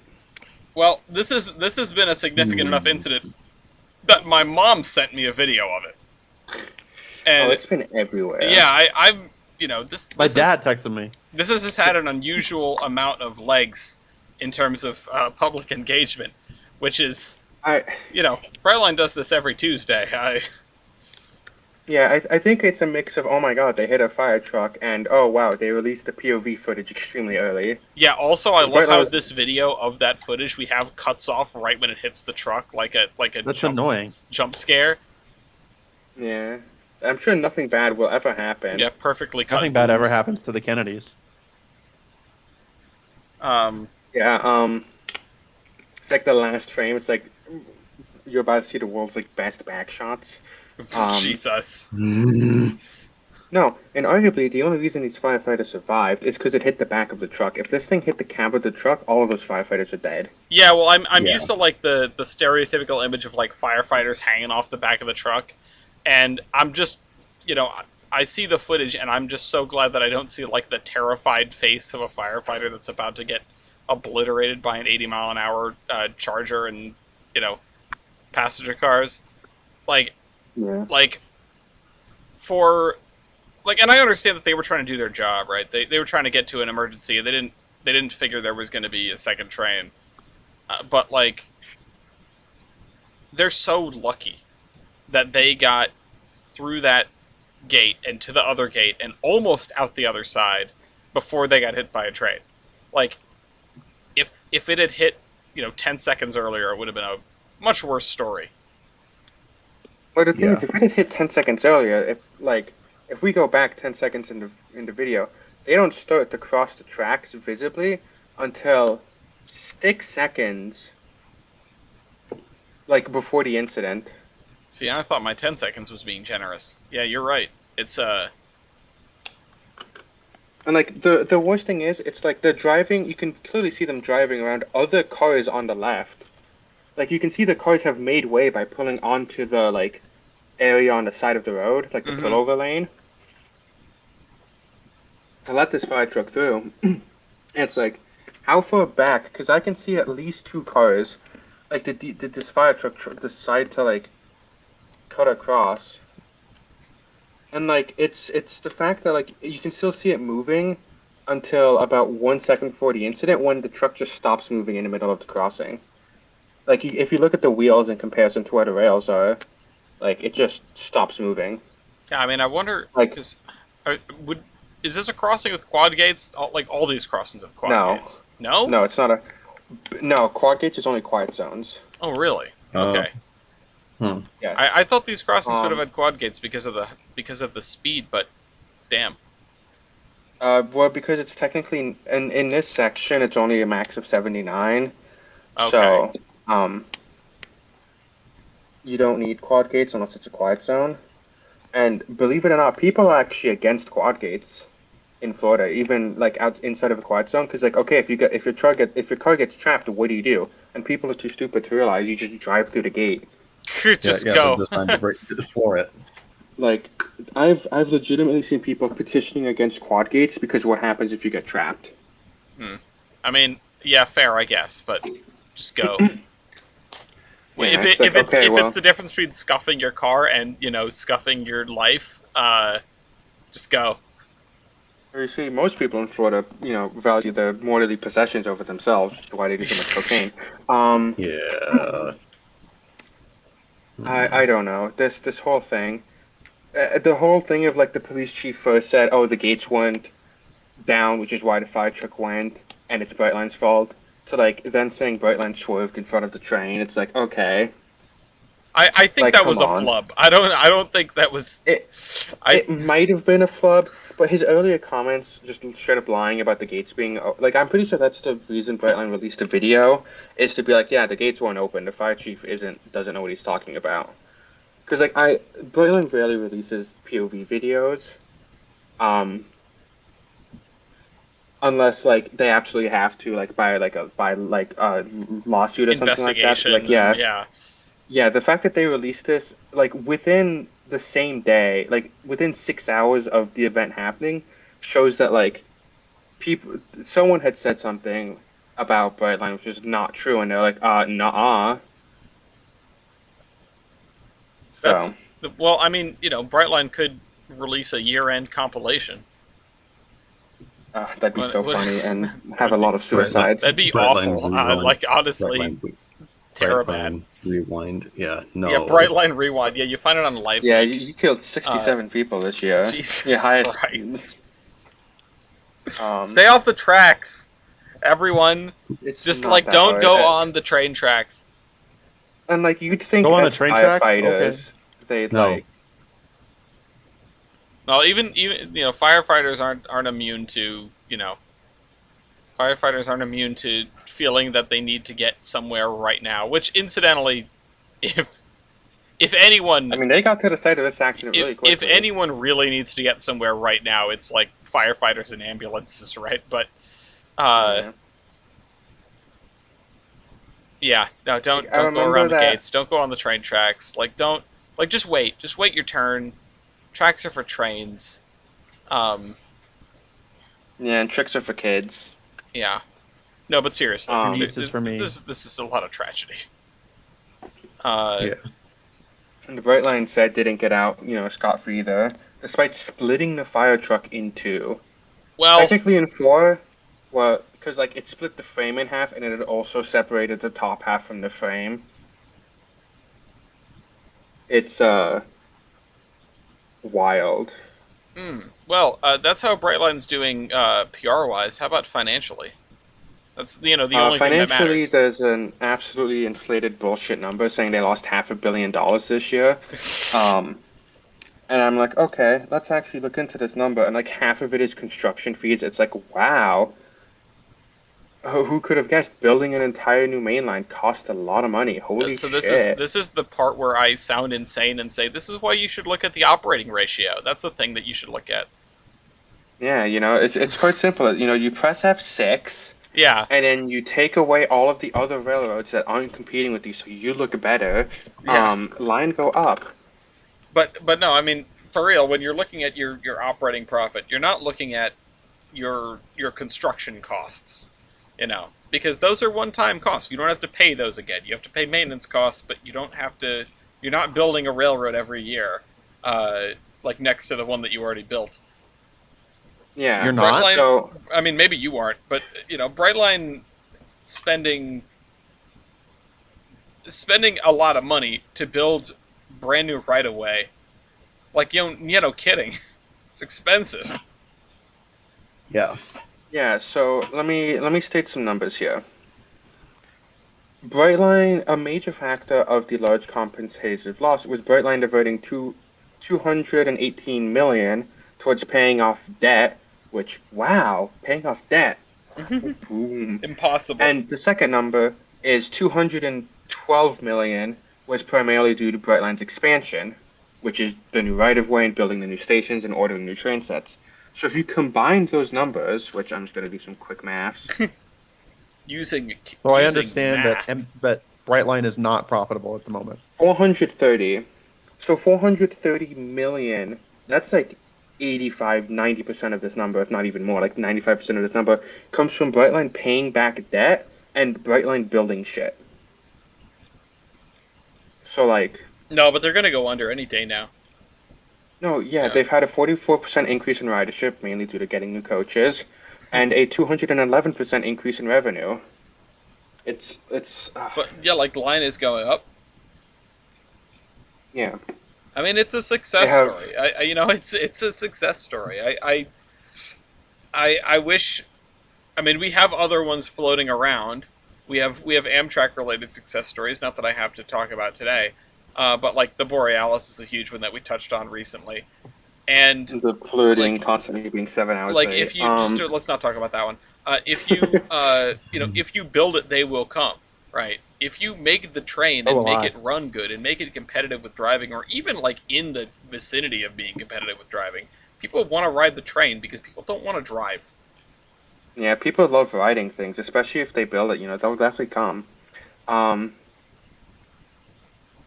Straight to funny. jail. Straight to jail. Thank you. Uh, I'm so thunderous applause in the chambers yeah, here. no, Thunder. Brightline also ordered an additional 25 passenger coaches expected to arrive next year. That's a lot of passenger coaches. They may also need to order a new Siemens charger face. Maybe. Well, what do they have? How many do they have spare? Well, like this goes a little beyond the nose cone, considering it also like indented a good like side pan, a couple side panels. It also took the roof off part of the coach. Um, God. so what I imagine they're gonna do is because Brightline always operates with one train set out of service. So it's only 7 train sets a day, I think, out of the 8 they have. Hmm. Um, is I can honestly see them taking bright green and taking the 4 coaches and redistributing them on like peak time trains, I can't and then wait to keeping the see. other charger Go on. as like a backup, like in case something happens, like another nose cone gets taken out, you just replace the charger instead of taking the whole train set out of service. Hmm. Because as far as I'm aware right now is if a train set gets damaged and needs a new nose, it'll go out of service, and then the out of service train set comes in, and then the train set that's out of service stays out of service until the next train set has an issue. That one comes in, and they put the out of service one back in. Okay, it's like it's a protect set, I guess. Yeah. Okay. I can't wait Um, to see, because if you said they're going to take the green one and redistribute it, I can't wait to see Brightline's They Rainbow might. era.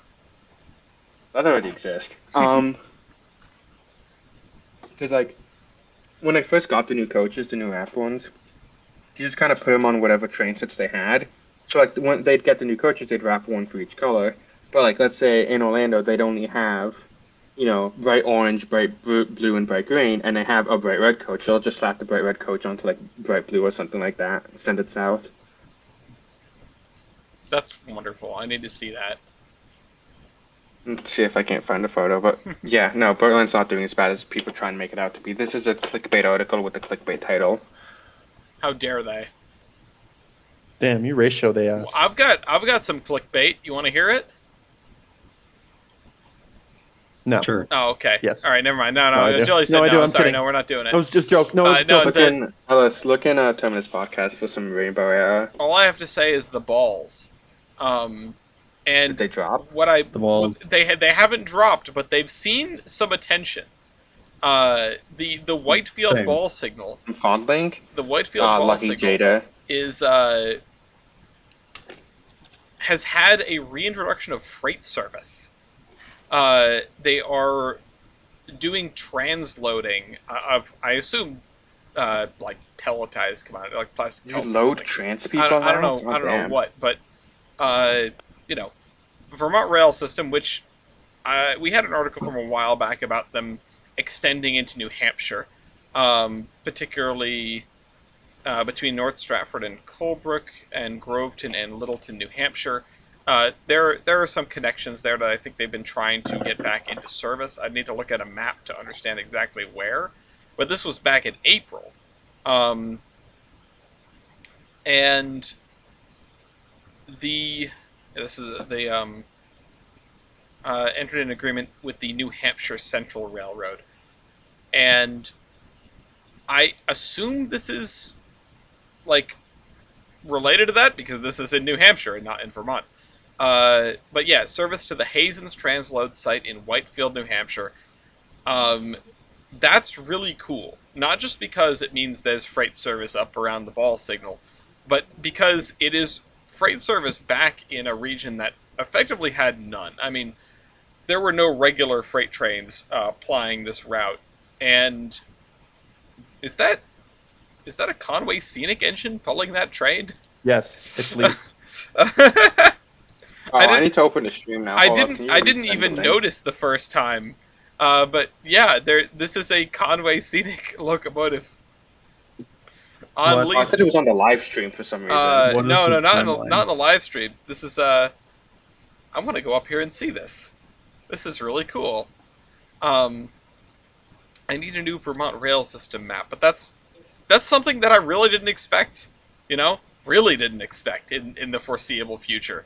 So it's great to see Vermont rail system making moves. Number one, because they've sort of been hemmed in by G&W on almost all sides. with the creation of the Berkshire Eastern, or Berkshire and Eastern, and bringing back freight service to New Hampshire, a place that, I mean, I wouldn't say sorely needs it, but there are a lot of choked highways up there. I'll say that much. Everywhere sorely needs it. Who am I kidding? More trains. Send in trains. Ship by rail. Um, just like in the Uinta Basin. Fazbear. What? Yeah, Yeah. I said you just said just like in the Uinta Basin, but then I said just like Freddy Fazbear. Oh, okay. Yeah, no, that's no. I was not talking about Freddy Fazbear, but yeah, I mean, sure, Freddy Fazbear shipped by rail into the Uinta Basin. So what's going on with that? Because I thought that was dead. It kind of can't make up its mind. I'm gonna make your mind. It was dead. The EPA killed it. And then now they're in the Supreme Court. About it, and trying to decide if it can happen or not. And yeah, so they're arguing NEPA, a bunch of NEPA stuff. I'm not to get political, but guessing, looking at the current political assignments of the Supreme Court, I'd wager it's probably going to get approved, and they're going to build this railroad to haul oil because fuck the environment. I mean, I remember when we were talking about this like a year ago or 2 years ago or however long ago, and I agree with you with like the not to get political, but the odds just got better. Yeah, it's probably going to get approved. It's just like I bet this thing gets built and then not used. It will get used for a few years. Maybe. That's just where my that's where my money's at on this pool, right? It's like I think where there, as long as there's oil there, it'll get used. Depends how and long the it takes to reality build. is, the oil's going to go out if there's the oil goes out if there's rail or not. So you might as well build a rail line. To make it a little cleaner than the billions of trucks that use it right now. And the idea is that they'll get enough rail customers on the line to sustain the rail line after it's closed, which I don't think will happen. But no, I mean, there's nothing out there. I mean, you could always connect. There's to nothing Craig. out there. You could always. There's nothing out there, but that's because there hasn't been an option for there to be anything out there. I mean, There's a lot of farms too in that part of Utah.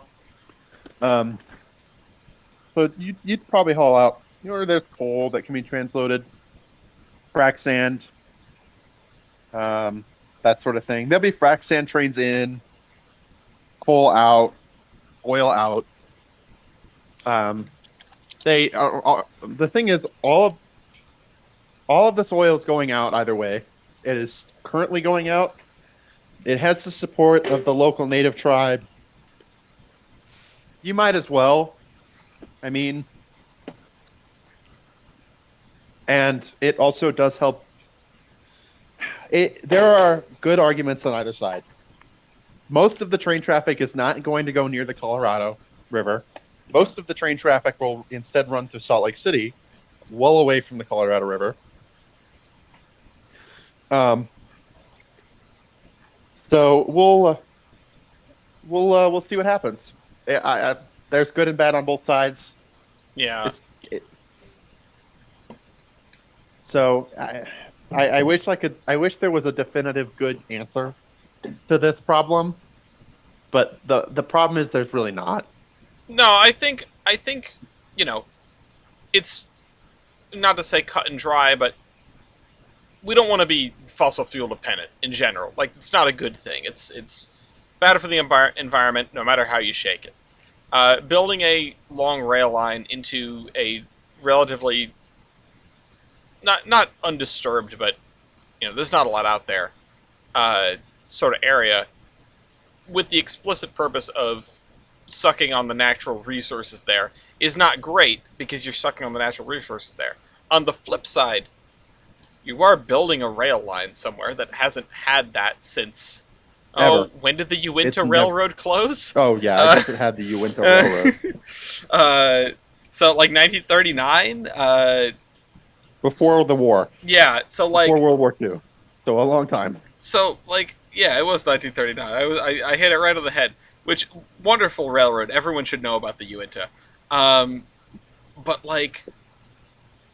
that's the good angle. That's the good angle. Even if they they use this thing for resource extraction, which isn't good. Well, the thing is, the resources are already coming out. Yeah, they're whether already there's a being rail line or not. extracted. They're already being extracted. They're just being extracted by tons and tons and tons and tons of trucks. And those trucks then usually either take it to Salt Lake for refinement via Heber, which I should have talked about earlier because they've been doing a lot of good stuff, but I didn't. So, oh well. Maybe I'll do that later, but I digress. Or they haul it down, basically paralleling the route that the rail line is going to take, and gets transloaded to train. Yeah. A lot of that oil, a very large portion of that oil is transloaded, and a very large portion of that oil, not a large portion, a couple trains a day go over Moffat, and 3 or 4 come west and run up and go over Soldier Summit or over the Overland through Ogden, which is really weird. Yeah, because UP fired all their crews Oh God. west of Helper or east of Helper, so when they don't have crews, they just run the train back down into Salt Lake City and then Bruh. across. Jeez. Or there's a good amount. Some of that oil also gets exported and in California ports, so it runs that way anyway. But yeah, 3 years ago, a unit oil train was unheard of in Salt Lake City, and now they're like daily. Well, it's Um, I look forward to the future of this rail line insofar as it being a rail line. I hope it gets completed, I guess. I know that the current operator, the first people who are supposed to operate it, have backed out, and have said we're not going to operate this railroad anymore. Most of the, I think that was not Rio Grande Pacific, or maybe it was Rio Grande Pacific. Oh, was it Rio Grande Pacific? I was going to say Solaviv sounds like the perfect person for this. I think it was Rio Grande Pacific, and I think they backed out. Yeah, because if I'm not mistaken. Didn't they try to get away from this project because people were pitching fits about them owning Tennessee all the Pass? negative press. Yeah, the problem, the project was doomed the second they also announced the Tennessee Pass project. Yeah. Which was genuinely never had nothing anyway. to do with one another. No, they don't. Most of this oil is probably not even going to go through Denver. Most of this oil is going to go through Salt Lake City. Salt Lake City will be leveled. But oh shit, damn it! Don't give them ideas. I was doing I'm also doing the dishes as I do this segment, and I forgot. It's okay. Well, no, I gotta do that headset. too. Honestly, I have a wireless headset, and I know what I'm talking about. So, fine. So, they backed out, presumably because of all the negative press they were getting. I don't even know who's building the railroad right now anymore. I don't know. I don't even know if there's anyone building the railroad right now. It could come through Congress or not Congress. It could come through the Supreme Court, and the Supreme Court is like, yeah, sure, you know what, whatever. Like this is actually what the law says, and the EPA can't stop you from doing this, and it's gonna be like, great, cool, thanks, and then nothing happens. No. I could probably be more educated. Of course, moving to Arizona does tend to make you out of the loop on some of the more private. I guess I probably wouldn't be able to share it even if I could. Yeah, because you get in there and you stalk people, right? Because I know things. Yeah. So, anyway, I'm gonna. Speaking of negotiations and court dates, how many people in this chat knew that the Moffat Tunnel was leaked? And not until about a week ago. Yeah. I didn't know. Before a week ago, how many people knew? I knew, but it was only like a month. It was a couple of months. I think I talked to Weibel about it at his wedding. And he's Yeah. like, yeah, the Union Pacific leases the Moffat Tunnel from the state of Colorado. And I went, huh? And guess what happens? Guess what happens to be expiring in the next 2 weeks, 2 It's months, pretty the soon. end of the year? It's early 2025. Guess what? Guess what? 99-year lease happens to be expiring. Finally caught up with you. Yeah. Yeah. So it No. turns out all the 99-year leases that we made do tend to actually catch up with you and expire at some point. See, this is So why you do the New Haven when you lease the old colony and you say 999 years. Yeah. You um, make sure that there's like no chance it expires Yeah. within anyone's reasonable lifetime. so anyway, now Union Pacific and the state of Colorado are in discussions. And when you're the state of Colorado and have kind of actually some bargaining chips, because you kind of own this 6 mile Critical long piece of tunnel rail that infrastructure. Yeah. the train's got to go through, and so Nah. they do have a few bargaining chips. And one of the things the state of Colorado wants is based passenger rail. Yes. Facts. Return. They want to make the ski train great again, and also they want to do the Yampa Valley Mail, which is insane and hilarious. Yeah, So, Yampa Valley I'm is looking- insane. At Colorado right now, where is Moffat, give or take? It's like due it west is- of Denver. It is by Yeah, Winter Park. I found it. Fraser Winter Park. Okay. Yeah. So I assume if they just like the funniest option would be leasing it to like Amtrak. Imagine they Orange leased it to Plague. BNSF. I guess that Orange Plague works as well, but like G&W, so they have to like run shuttle service. You lease it to yourselves. You say, this is our tunnel now, and we're gonna set up like a toll gate at the eastern Yeah, entrance. C-Dock. It's like a Johnny Cash song. What you do is you electrify it, and every train that has to go through it has to be pulled by one of the like airport shuttle like EMUs. I thought for a second you were meaning like the things that they use to push back the planes. That would An be airport really tug. funny. Just mount flange wheels to one of those. In fairness, these days, the BNSF runs the majority of freight traffic on this portion of the UP. Yeah, I gotta say, doesn't most of the stuff Incredible. go through like There's- Laramie? There's like one UP train that runs up, one manifest that goes to Grand Junction like 3 times a week from Denver. And then there's like oh gosh, probably like 1 or 2 coal trains and unit trains a day, Yeah. maybe Which are coming down Maybe. from Craig. on the Uh, UP. And then everything else, you get like 3 ethanol trains, you get or oil trains on BN, you get like frac stand going to the oil rig. It's crazy. And then you have 1 daily BNSF manifest each way. BNSF makes up the bulk of the traffic. It makes up basically all of the traffic except for maybe a train or 2 between Grand Junction and Helper. It's kind of funny. Do you think that because there's been like some motion around Tennessee Pass, even aside from the Rio Grande Pacific stuff, like the big boulder is gone, for example. You think UP was like just slightly prepping Tennessee Pass in case negotiations broke down and the state of Colorado was like, yeah, no trains, actually. You can run 0 trains. I think if Tennessee, the problem with Tennessee Pass is you have the NIMBYs who are like, Actually, you're not gonna run anything here because this is my backyard now. Yeah, but And, here's the thing about the NIMBYs is that Union Pacific already owns that track and they can actually do whatever they want.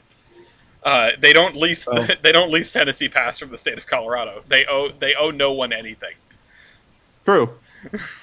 But it would require Tennessee Pass, as cool as it would be, would require ungodly amounts of rail. Oh my god. I think it is entirely jointed Joined rail, rail. Yeah, no, it would require and they are absurd not amounts of enjoying rail. the freeware. They're not Um, enjoying freeware. Oh, that's the name of the podcast.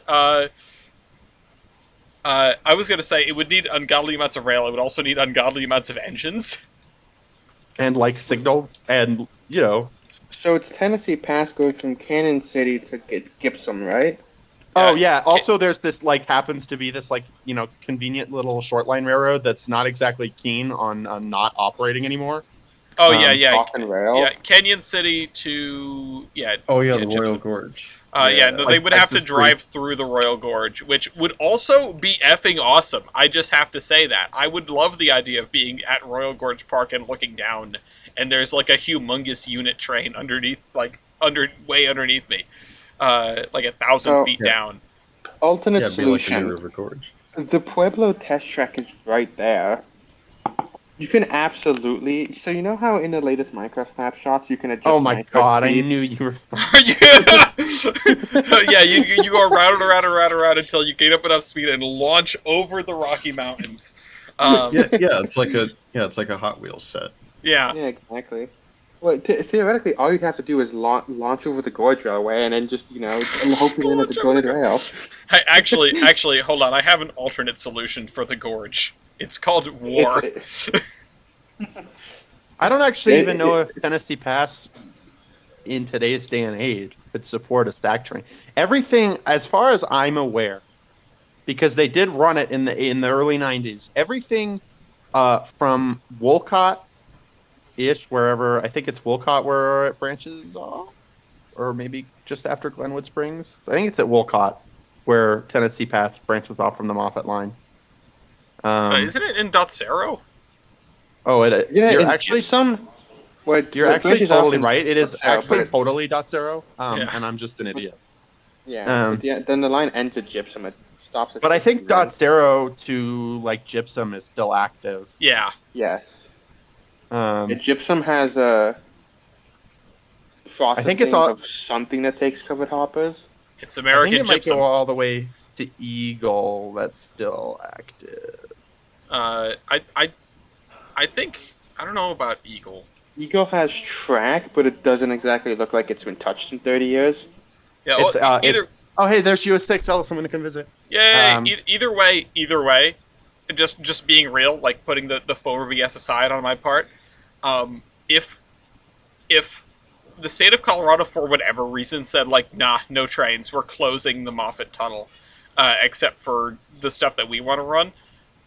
Union Pacific would say, okay, everything goes over Soldier Summit now, and that would just be the end of discussion. Like they would, Yeah, that's all they do. there's Everything no world would in which just they go put over in the Soldier effort Summit. to redo Tennessee Pass for So- anything. So theoretically, Actually, Colorado could shut please down don't a let train anything con. other than Amtrak, because I want more trains on Soldier Summit. So please. First of Colorado all, could Fomer. theoretically shut down an entire transcon, which is not one that's been used much, but they could theoretically shut down an entire transcon. Yeah, they could. It would make Merger Mania a lot harder. I'm gonna be honest. Just like splitting the Rio Grande in half. Yeah. But no, Technically, the UP Transcons jumps down. Technically, if they really wanted to, they could do the good old. Oh no, that's the other way around. I was gonna say they could do the good old locomotion trick where you you build the crossing on your competitor and then just plop a caboose on it. But Yeah, no, they, like, that'd be the other way They around. They could, train on, like, they could. they stick a stack train in like Victorville and then another stack train in like Albuquerque, and it's just like this is ours now. Yeah, we own. Yeah, no way in, no way yeah, out. we actually own the SP we're now. building- Not the SP though, Santa Fe. Yeah, and honestly, at that point, what the Union Pacific would have to do would be rebuild rebuild the Rio Grande down to like Telluride or wherever, and then the Rio Grande Southern Jace alert. around to Durango, and then the Save Juan, and then No, no. what they have to do is they have to go down, rebuild the OGS Yeah. to get to Durango the long way around. Exactly. Buy the Durango in Silverton, make it Save standard one. gauge. no, no, the Durango itself, they don't need that. They They can just meant stay save there. They need the one, crew dude? base and Toltec. Is it the? No, it's the. Oh no, you're right. Yeah, it's the OGS. Yeah. Yeah, see, this is what I have to start doing in Merger Mini. I have to saw the Rio Grande in half and like bring in the Midland and the RGS and make 2 routes through Colorado. I don't know how, but I feel like it's a thing I should do. It's At any definitely rate, possible. I think. it's impossible to make 2 east-west routes, but there might be a way to make a second route out of the Rio Grande that lets you get into Denver in an unusual manner, like from the south or something. Yeah, you could definitely do it with the Santa Fe. Yeah, Like you could have the Gore, not the. Well, I guess the Santa Fe already reaches Denver. That's. Yeah, well, no, I don't there'd know be if I. literally no reason. Well, Oh, one well, of the Santa Fe's reaches Denver. True. Anyway, But I feel like the thing is with the Rio Grande is it's already so expensive because it's so weekly. Like it might actually be cheaper to take the other Santa Fe instead of half of the well, that's Rio what I mean. Grande. If you saw the Rio Grande in half, then it's not as expensive. But yeah, but still the 2 halves are gonna still be pretty expensive. It's Yeah. like one of the more expensive ones still in the game just because wiggle. Well, I'm just thinking. I'm Yeah. thinking. There's probably a way to create a really cheeky way around in case someone takes the one that you need. At any What rate, is this? Oh, Unitar. Uinta, Jader, you're the last one on the board with something. Tell us about Entertainment Junction, which is a really great name until you spell it out. Yeah, it's a great name until you spell it out. Entertainment Junction, I believe it opened about 15, somewhere in the region of 15 years ago. Is the world's largest indoor train display. Mm-hmm. I've been there once. Went there with my grandpa, and it is absolutely incredible. 25,000 square foot layout, all kinds of stuff. There's an outdoor train. There's uh, oh, what the there's like a fun house. There's all kinds of fun stuff. As It's a opposed to a fun boring house. house. Yeah, I remember I went in the fun house, went up like a optical illusion room where the floor was angled and ate shit. That's honestly great. I mean, I'm sorry for your oof, but that's pretty funny. Yeah, it's pretty funny. But in the last 6 months ish, it was announced that they're going to be closing forever. Oh, And up until about last week, there really wasn't anything public as to what was going to happen other than they're just going to close. But everything inside the building, but not the building itself, will be moving to Chattanooga, and they're going to rebuild everything there. that's a move. Yeah, Like Chattanooga, which, Tennessee, Chattanooga. yeah, Damn. LS. which I mean, sure, that's cool, but also it's, I don't know, it's one less cool thing in Ohio. Yeah. I I'm gonna go there this week and see it one last time. That's really cool. Take lots of pictures, if only so that there can be a before and after. Because a few years we can go visit it in Chattanooga or something and see like, oh, this is. See if you walk in and it's like, oh, this is exactly how I remember it. Yeah, That'd be kind of fun. I still wonder how because as far as I know, they built it like around the support poles of the building, Mm-hmm. so I have no idea how they're gonna take it apart. But Carefully. Sawzall, I guess. Yeah, I mean, they did it with the RPI layout, so you manage, I guess. Yeah. So I'm glad you're going to see it. I hope you enjoy it. I hope it's really cool. Take lots of pictures. I will, and I'm bringing my girlfriend with me, so that'll be fun too. Yeah, it's nice. It's a little a New Year's Yeah. shenanigans. Little New Year's getaway. I actually need to get up to Achilles. I need to ask the same question I asked repeatedly, which is when is when is that train going to stop going through the Hoosick Tunnel? I think May. May? Okay, yeah. So I've got a little while, but I got to get up there. Or maybe March. It might be March. I remember you saying a month that started with M, so it could be one of those. I was one of May those or two. March. I know it was an M month. I need to get up there. Gloria and I were talking about going up to North Adams again, and it's like I have to go there before they run only 2 trains a day through that tunnel. No, they run more. Four? They'll run more. Four Wow. plus extras. Um, RJED, EDRJ, MOED, and EDMO. yeah, but the 22, All of which 22 I think and are daylight. 22 and 23K are like really reliable schedule-wise. So I mean, BNA is cool too. yeah, but I've seen so much of the B&A. The B&A doesn't have a cool murder tunnel. They have a really No, it sad doesn't. little tunnel tunnel. that I've walked through a bunch. Well, maybe I have. Maybe I haven't. Yeah, legally, your drone did. Legally, I have not walked through the active bore, but I actually don't know if I've walked through the active bore. But it's only 500 feet long. Yeah. The inactive You walk bore through it in is Minecraft, also you're really fine. cool. Yeah, I walked through it in Minecraft. Yeah. In OpenTTD. Yeah. I wish I could get on the ground in OpenTTD. I wish it could change your perspective at all. Gotta get that like rotation, locomotion style. Yeah, or the even in Roller Coaster Tycoon, you could rotate the camera. That was just like a OpenTTD is the last vestige of a game where you're looking only one direction ever. Yeah. At any rate, okay. Anything for Maintenance Away? Any advertisements for anyone? I have the Gold Coast Museum fundraiser up here, of course, and the Durban Grazie. Model Works. Providence Northern Model Railroad Club, our website, theironhorseman.com. Check that out. It's a community channel as well, or subscribe to this one if you haven't. And do the other stuff like liking, Go follow the MPL on Facebook. And Yeah, Instagram. I was gonna. Thank you. I mean, thanks. Oh, really? I do have a Facebook account that I post my model train stuff on. It's HO Scale Modern Mountain Pacific. Okay. If I don't get send 500 send likes, a link, please. if I don't get 500 likes as a direct result of this podcast, our friendship is He's over. not gonna have sex. You might East, get I really hate like- Jellies. I really hate to break it to you, because, Maybe this one will explode like some of the others have. yeah, and that'd be really weird. Here, like, share this everywhere. Promote this in the algorithm. This has been a decent episode. It hasn't been that weird. We really hyped up the I can make it J3A weird. getting crushed. It didn't happen.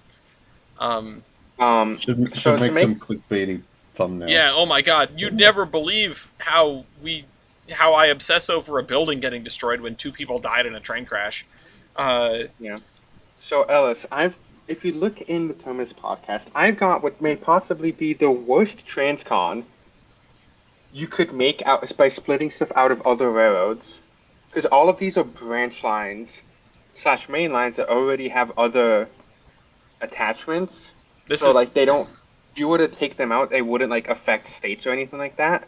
Okay. Okay. This is a transcon featuring the Colorado and Southern. Yeah. So the Union Pacific line up to Butte. Then you take what I believe is the Great Northern. Let me. Colorado Southern. What the fuck is this transcon? It's the. Come on, I'm zooming. It is the GN. You take the GN up to Great Falls, but they have several lines in Great Falls, so it's fine. Then you take the GN south. You can either take the GN south out of Great Falls, or you can give it the Milwaukee Road south to the GN in Judith Gap, and then give. Why them not the Northern that. Pacific from I'm from saying there you could just give them the Northern Pacific, but if you wanted to like not split the MP up crazy, you could also just give them Milwaukee, because that just that doesn't give the Milwaukee any states or anything like that. It's just extra trackage. Then you come down to Billings, where you give the one branch line of the Northern Pacific, which connects you to the CB&Q branch line, which comes south through Wyoming, through Casper, through Douglas, through Wheatland, through Cheyenne, down into Denver, and most importantly, this doesn't remove any of the states from the CB&Q, thanks to the line to the right into Montana. It also doesn't remove Denver from the CB&Q because they get it from the left. On a Union Pacific, it doesn't remove them from Montana because they have the line to the right to Yellowstone. It doesn't really do anything for the NP, the Milwaukee, or the GN, because it's either small branch lines or it's just excess lines that don't really do anything. And it would allow you to get from Denver to Salt Lake by the most roundabout way possible. And if you're really, really a stickler for it, what you could do is you could give the CB&Q line south from Denver into Colorado Springs to this transcon, so you could theoretically connect it with the Rock Island. This is east. This is atrocious. Although it's making me think about a way to get up to that area from Salt Lake City being broken out. And I want you to. I don't remember if this was in there last time you played the game, but I did extend the CP&Q up to like Billings, over that other. I did extend the CNS up to like Billings over that CB&Q line. I gave it to the CNS, so it's super goofy, but you can do at least some of this right now. I think this should all be one transcon. All one. You just buy it So, as one. like, what you do is you get the Erie, the Rock Island, whatever you would call it, like big CNS, and then the LASL to get to LA. The So C to and W, get from the LA Colorado to and Western. New York, you have to go from LA up to Billings, Montana, down to Denver, and then across the Rock into Erie to get to New York. And I Do the think Rock that's and the Erie peak. even touch? Does the Rock go to Chicago? Chicago. Oh, I guess it does go to It does. Chicago. It has it in the name, which is something that Yeah. you can always bet on if it has it in Yeah. the name. But anyway, if that's it for maintenance away, I hope everyone has had a wonderful 2024, at least an acceptable 2024, and I hope that everyone has an at least acceptable 2025 as well. I'm looking forward to another 25 or so episodes of this podcast, and I'll see you all very soon. Before we do Wait. anything Oh, else, okay. Wait, gonna we say. didn't do Amtrak. I know. Yeah. Before we end the show, it's time for the Amtracker. What are your guesses? Give me 41. Wait, wait, Ellis. What? I didn't look, but I want you to be able to play this round. Can I? I Can already be in charge looked. of it? I'm already looking at it. I know what the Oh. latest train is. Sam. Cheater. Yeah, I'm gonna go with 41. Okay. 41 southbound. Yeah, 41 is southbound. Yes. Let me find it. Yeah. I don't actually know where the hell it is. There it is. Okay, so that one was really late, but Chicago can just flip shit around. All That right, one was 41. really late. Give me 40. Okay. Give me 40. 40. I think 40 is the later one. Okay. I will tell you both. But your pick is 40. Jader and Agilis.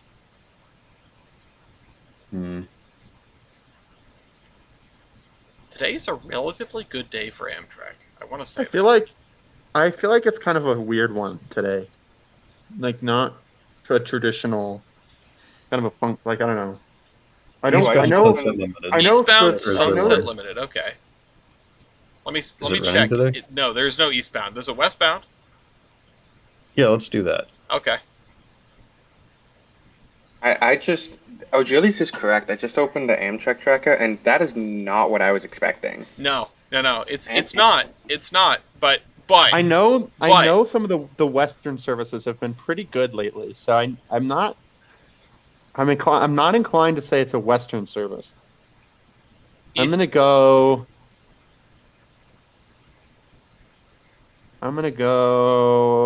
Oh, you know what? Because the new Run 8 route came out, I'll just say the northbound Crescent. I think that's northbound 20. Crescent. Crescent to New York. We'll start with that then. Crescent to New York, 1 hour and 8 minutes late at Anniston, Alabama. It is not the latest train on Amtrak. It's actually doing okay. It's one of the later trains, which should really tell you something about Amtrak as a whole. The Sunset Limited to Los Angeles is on time at Tucson, Arizona. And the Floridian, the northbound Floridian, is 17 minutes late at Connellsville, Pennsylvania, or on time at Jacksonville, Florida. The southbound Floridian is 34 minutes late at Southern Pines, North Carolina, or 4 minutes late at Waterloo, Indiana. So the Floridian's doing pretty well. The Cardinal, the Crescent isn't doing terribly. The Southwest Chief is an hour and change late at Gallup, New Mexico, but that's not that bad. There's also a late Coast Starlight that's about an hour late. And then everything else is pretty on time, except A lot of green. there's a lot of green. There's a lot of green. I think I just found The there's it. no Cardinal, black. the poor Cardinal. I don't even know what happened to it. It was on time, or it was 33 minutes late at Clifton Forge, A little while later, it clocks in at 7.5 hours late at Staunton. It has the charger, Uh, and it had a mechanical failure. Got it. Yeah, the mechanical failure, and then crew change after that, and it took 4 hours to get a crew out there. God damn. Incredible. That's a See, lot of damage. I would love to see. I know they would never do this, but would love to see the conductor just comes through. Has anybody played a train simulator? Can anyone here Alright. drive? Is anyone here a doctor? It- I know how to drive a charger, not Yeah. cheat. Yeah, it's just it's the can anyone here fly a plane? It's not urgent, exactly. but we're getting late. Yeah, or just I know how to drive a train. Where's the nearest short line? Find me the oldest shit on the nearest short line. Throw it on. I'll figure it out. I'm going Yeah, to I'm save. just I'm doing going to really save good. the Cardinal with a GP9 Yes. or It is upsetting. a clapped out GP38-2. Give me something with 24 brakes so it's extra fun. Yeah, give me something without dynamics. For really extra fun down Virginia. Yeah. What were you gonna say, Achilles? I'm gonna save it for my termination. Okay, well you're up first Also- actually because Rusty's not here. This is the Um, most roundabout way to get to New York from Chicago. It is. I don't believe this is the case, and I might be corrected. It is mildly upsetting that there are no through tracks at Chicago Union Station. There's a north and a south portion, and there are no through tracks. Hold on, I have a map for you. Yeah, Am I if only wrong? like 7 of the other Chicago Union stations were like. All still the there. other Chicago Union stations are less through stations than Chicago Union Station. Hold on, let me get the map. But it'd be cooler. Let me get the map. There's also LaSalle Street, which is kind of a fuck ass station. It's kind of a cool station. I just almost put that in not model railroading, which I guess it would be appropriate in not model railroading. But here, check this map out, Achilles. Get lost in it. There are some through tracks, but there are no through platforms. Oh, I guess that makes sense. Okay, I guess not. Oh, I think you've sent me this map. I I definitely hate have this because I map. was super excited when it came out. Okay, I'll I make guess it my that makes terminations. I'll make it my termination. So you I can guess make that it. makes sense because there would be no way. The Empire Builder departs from the north side, so there'd be no way for the Empire Builder to get from the coach yard, the Zephyr Pit on the south side, up to. Which, fun fact, the coach yard and the shops are called the Zephyr Pit. Found that out. Absolutely badass fucking name. That is a cool name. There'd be no You way could for the just go builder the to get up long there. way. Just take UP the long way around. It's certainly not as big of an issue as it is in Boston. Yeah, well, But Boston's just kind of chock full of issues, so. they should really just like lay some track down Atlantic Avenue and just run trains down Atlantic Avenue in Boston. That'd be way better. East, what Yeah. is your termination? I don't know yet. Go skip me. Okay, I don't know yet. I'll write that down. Jader? Perfect. Here's the thing. This is from one of my favorite YouTubers. This guy does a lot of kind of like slideshows and just travel vlogs, or travel logs rather. And this one was of 2816 going to Mexico, which I didn't really keep up with, and I knew the crowds and stuff were insane when it got to Mexico City. Oh yeah. Womp womp. It's like about 20 minutes in. Holy shit. It's just insane. Yeah, it's insane. It is insane. I haven't seen this video, but I'm sure we've all seen plenty of the footage from the locomotive visiting Mexico, 2816 visiting Mexico. It's a lot. There were, Yeah. I mean, we talked about it right after it happened as well. I don't want to, go retread everything, but like, it is something that basically doesn't, it doesn't happen in Mexico. It's the first time we've had a mainline steam engine in, decades. So, Yeah. people were losing their minds. Anyway, East, you got one? Yep. Just an update on Spooks and Health. Okay. Well, thank you all for watching this episode of the Terminus podcast. Thanks for coming on, you guys. I hope to see you all around here next year. Thanks, of course, to Steve and Wes of the Loco Base for letting us use their wonderful website for all of our shenanigans. There will be more trading cards coming in the new year. Thanks to Virtual Railvan for not sending us copyright claims. And we'll see you all next week. In case of an emergency, call that little blue plaque on the crossing, and also call Conrail. Bye-bye. Bye bye.